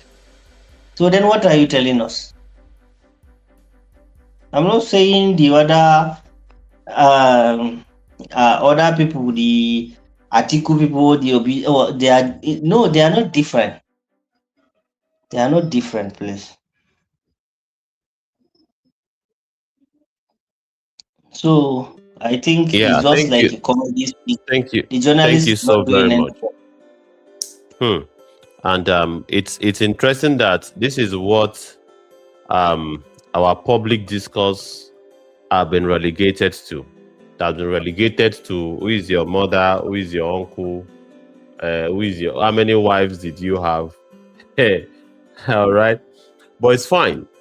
I hope that the Nigerian people and the electorate will look beyond these distractions and focus on what politicians have to offer and how it benefits them short term and long term. It's about interest. Does that particular candidate of yours, does his policy aligns with your interest? That is the most important thing. So let's proceed because we have quite a number of sound bites that we want to play. Let us take a listen to this particular one also. Yes, I'm about to play it now. National Assembly, who built it? Military. Hold on, Aso Villa, who built it? Military. Even this transport that Mr. Obasanjo sold to cronies, who built it? The military. Tell me what this demonstration of president we are practicing, what has it gotten us to? Rather, Nigerians are suffering because they are stealing our money that is meant to be used for our people yesterday has been stolen. Let's make progress. Immunity is impunity. License to rob, to steal the people blind, and to kill. Where you see governors, some governors are having security vote, billions. What are they doing with the security vote? And you are getting money from the federal. Everybody's pointing finger at the federal. The federal. I'm not holding brief for the federal. Yes, they have the right to point finger at the federal because they are the superior head. But what about the other branches that are stealing us dry? Who is speaking? I heard Mr. President asking Nigerians, ask your governors, what are they doing with the money that is sending to them? But I went to YouTube last time to find out that report, that investigation, press briefing. It's not there. Nigerians should ask their governors, what are they doing these billions? We are hearing billions, trillions. What have they done with the money that have been given to them? Third Mainland Bridge, who built it? Military. IBB built it. National Assembly, who built it? Military. Hold on, Aso Villa, who built it? Military. Even this transport that Mr. Obasanjo sold to cronies, who built it? The military. Tell me what this democracy, demonstration of craziness we are practicing, what has it gotten us to? Rather, Nigerians are suffering because they are stealing our money that is meant to be used for our people yesterday and be stolen. Let's make progress. Immunity is impunity. License to rob, to steal the people blind, and to kill. Where you see governors, some governors are having security vote, billions. What are they doing with the security vote? And you are getting money from the federal. Everybody's pointing finger at the federal. The federal. I'm not holding brief for the federal. Yes, they have the right to point finger at the federal because they are the superior head. But what about the other branches that are stealing us dry? Who is speaking?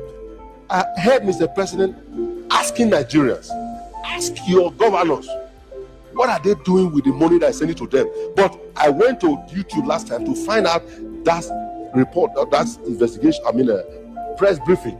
It's not there.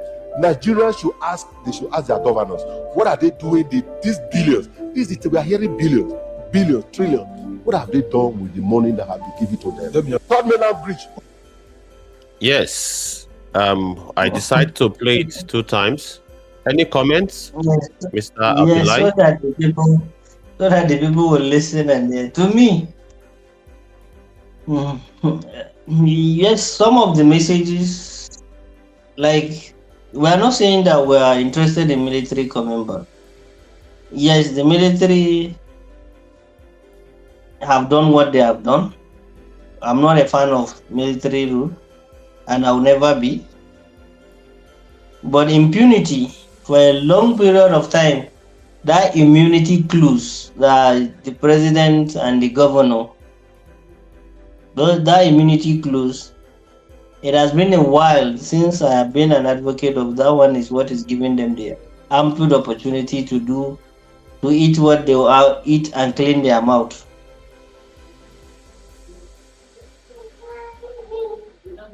Because you are on the seat, you have the power to do and undo. So you take and you clear your shit. When you leave, the other person will come. Hang is what you will be doing. You will raise allegation, you fight in court, and what they will be able to recover, even if they recover, is just a little amount. Because when you are doing it, you have all the opportunity that you can't be taken to anywhere, to court, or you won't be arrested. So that's impunity in the highest order. Till when you leave office, before you'll be able to be investigated. So then, before you leave office, are you a fool to leave all the traces of what you have done? It's only a fool that will do that. So immunity clause, left for me, it should be removed. It should be removed for all the people that have the immunity clause. And regarding military, yes, I'm not a fan of military rule. The democracy,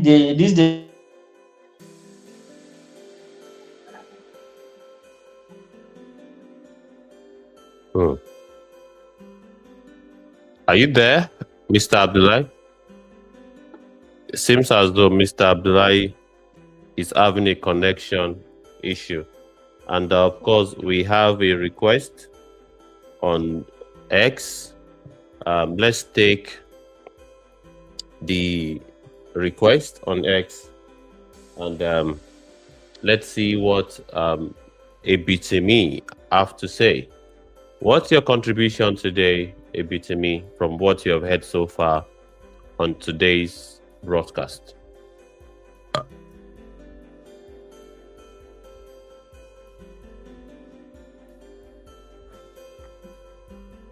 Ebitimi, are you there? You are live, Ebitimi. Can you hear me loud and clear, Ebitimi? Okay, I guess it's not ready for us.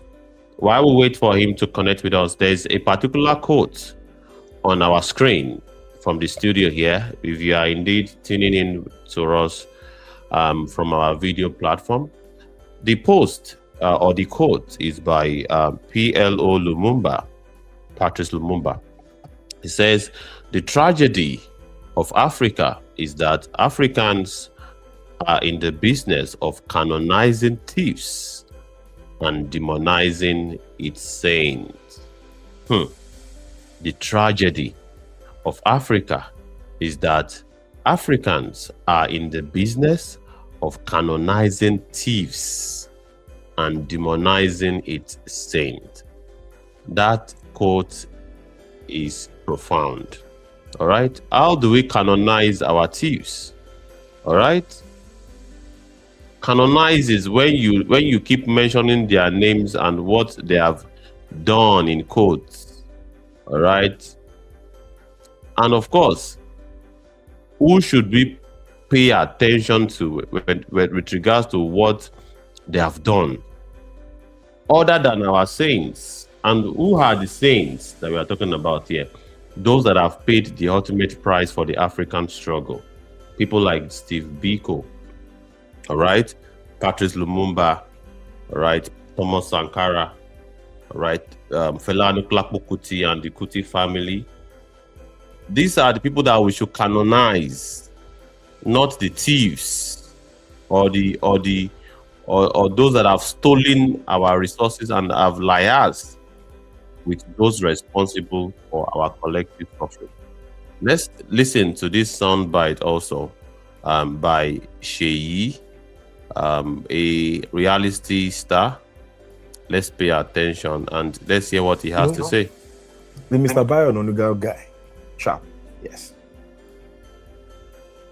Please don't ever give that guy a microphone to speak again. Take away his phone. Don't allow him to say anything until probably after the next election, because that is the most insensitive human being on this planet. You say you were your employees. Who are your employees? Let's ask them questions. I have a feeling that you said you are stingy to those your employees and they are too afraid to speak to you because what? Hunger is not in the land. 500 naira is not enough to feed a young boy. Not to mention a man, 500 naira. 500 naira is not enough. Not to mention 1,000. And you're saying there's no poverty in the land. You enter this road and you saw concrete. Were you not supposed to have done those roads since that people were dying on the road? You know, you wanted to come and make what point? And to every other person that came out to be justifying, trying to explain that Akara and Kuli statement. Are you people serious? Really? Are all of you really serious? Do you people really need to kiss in ash with Igbe inside?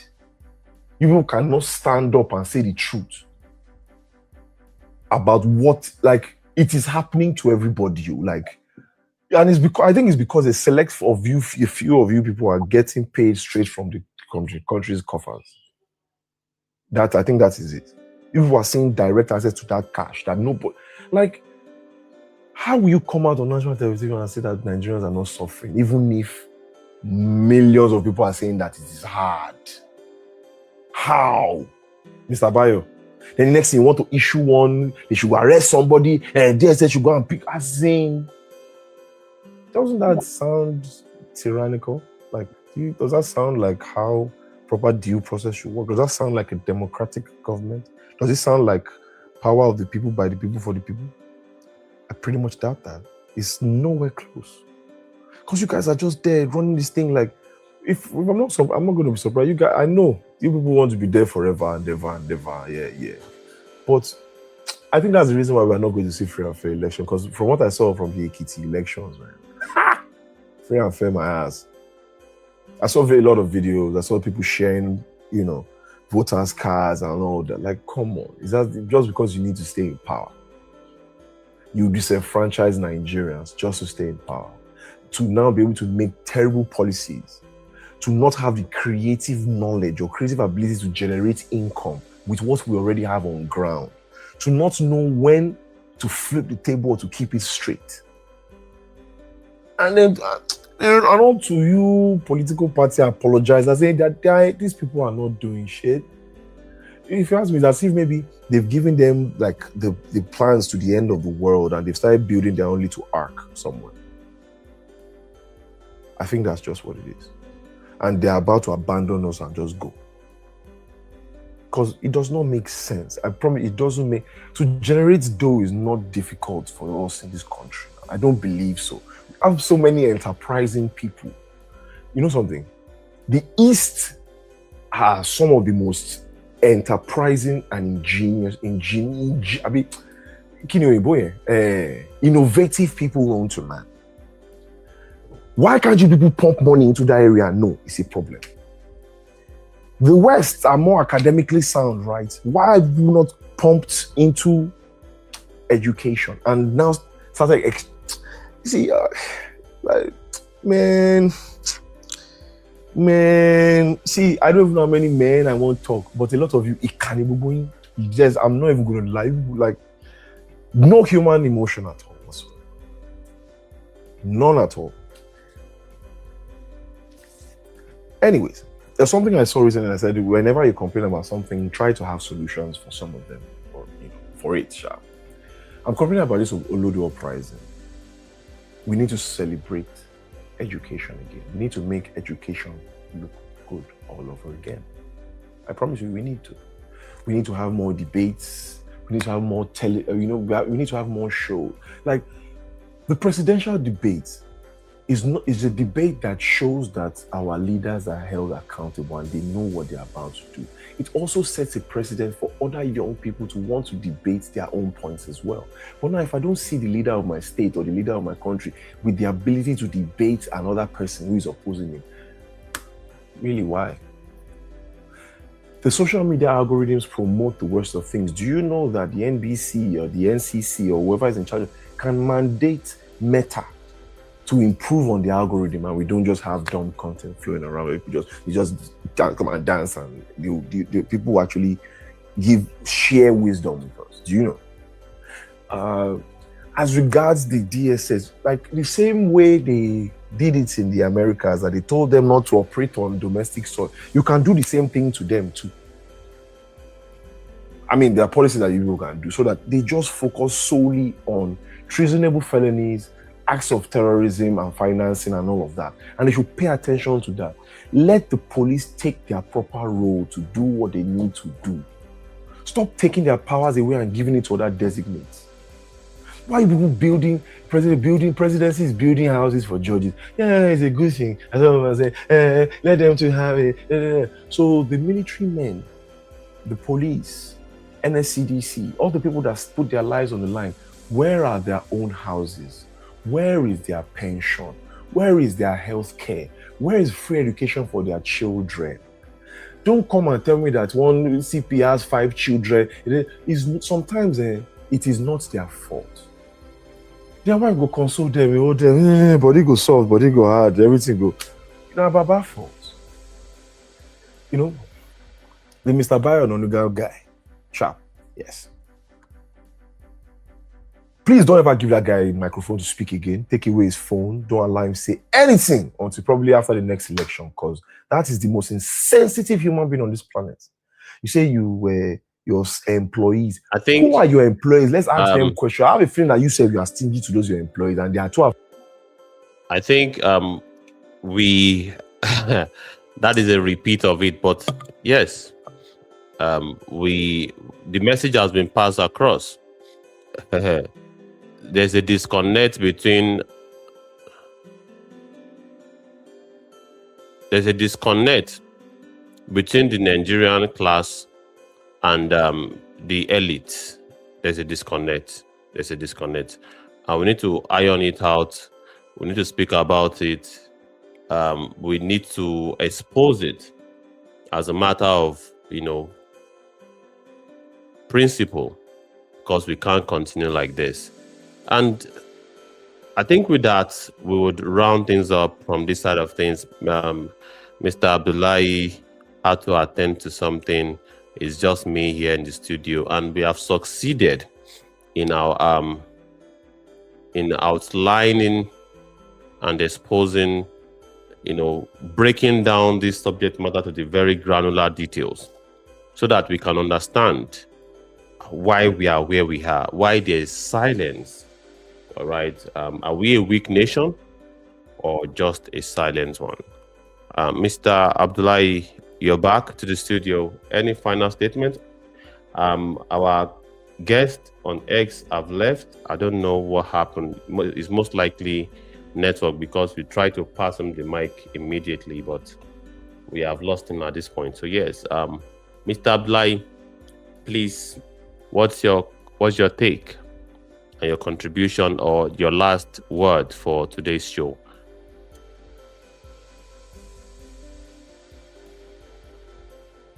Are you there? Your mic is muted.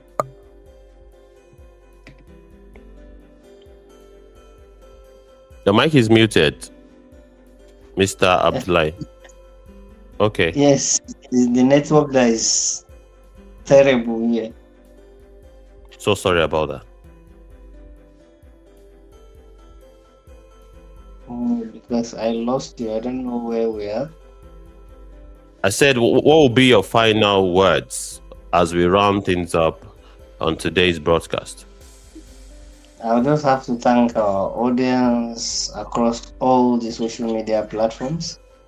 And I also wish our host from that Movement Radio Chicago, I also wish him the best wherever he is. We really missed him we missed his touch. Sometimes we give our own perspective, that makes it a very sweet package. So we know we'll do that on Saturday. We'll have most definitely we'll have another interesting package. So thank you, our listeners, and we'll see you on Saturday, same time on the Movement Radio. So you can also drop your comment, even when we are not here. We'll go through it and we'll have a feedback and have a reflection over it. If there are things that we need to adjust or things that you want us to do. So Movement Radio is your own. It's not a one-way traffic. It's always a two-way traffic. We contribute, you contribute. All of us, we are moving towards a common goal, which is the greatness of Nigeria. So thank you once again. Abdullahi Salisu Aliyu, Movement Radio Abuja. And I have been Amoson Ibukunlu Abiodun, and this has been Movement Radio, Ogun State, Lagos.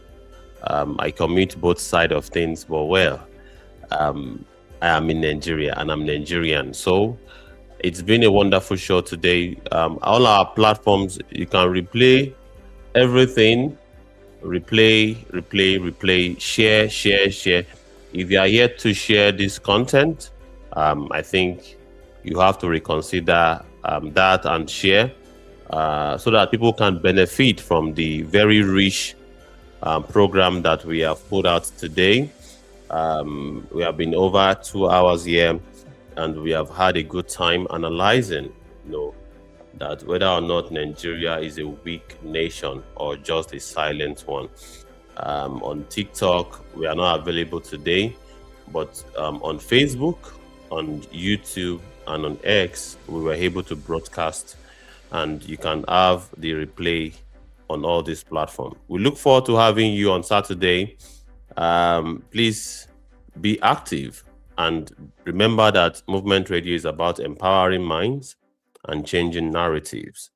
This is where you can get the kind of analysis that is unfiltered and is basically based on our reality and not the propaganda that is being shoved down our throats every now and again.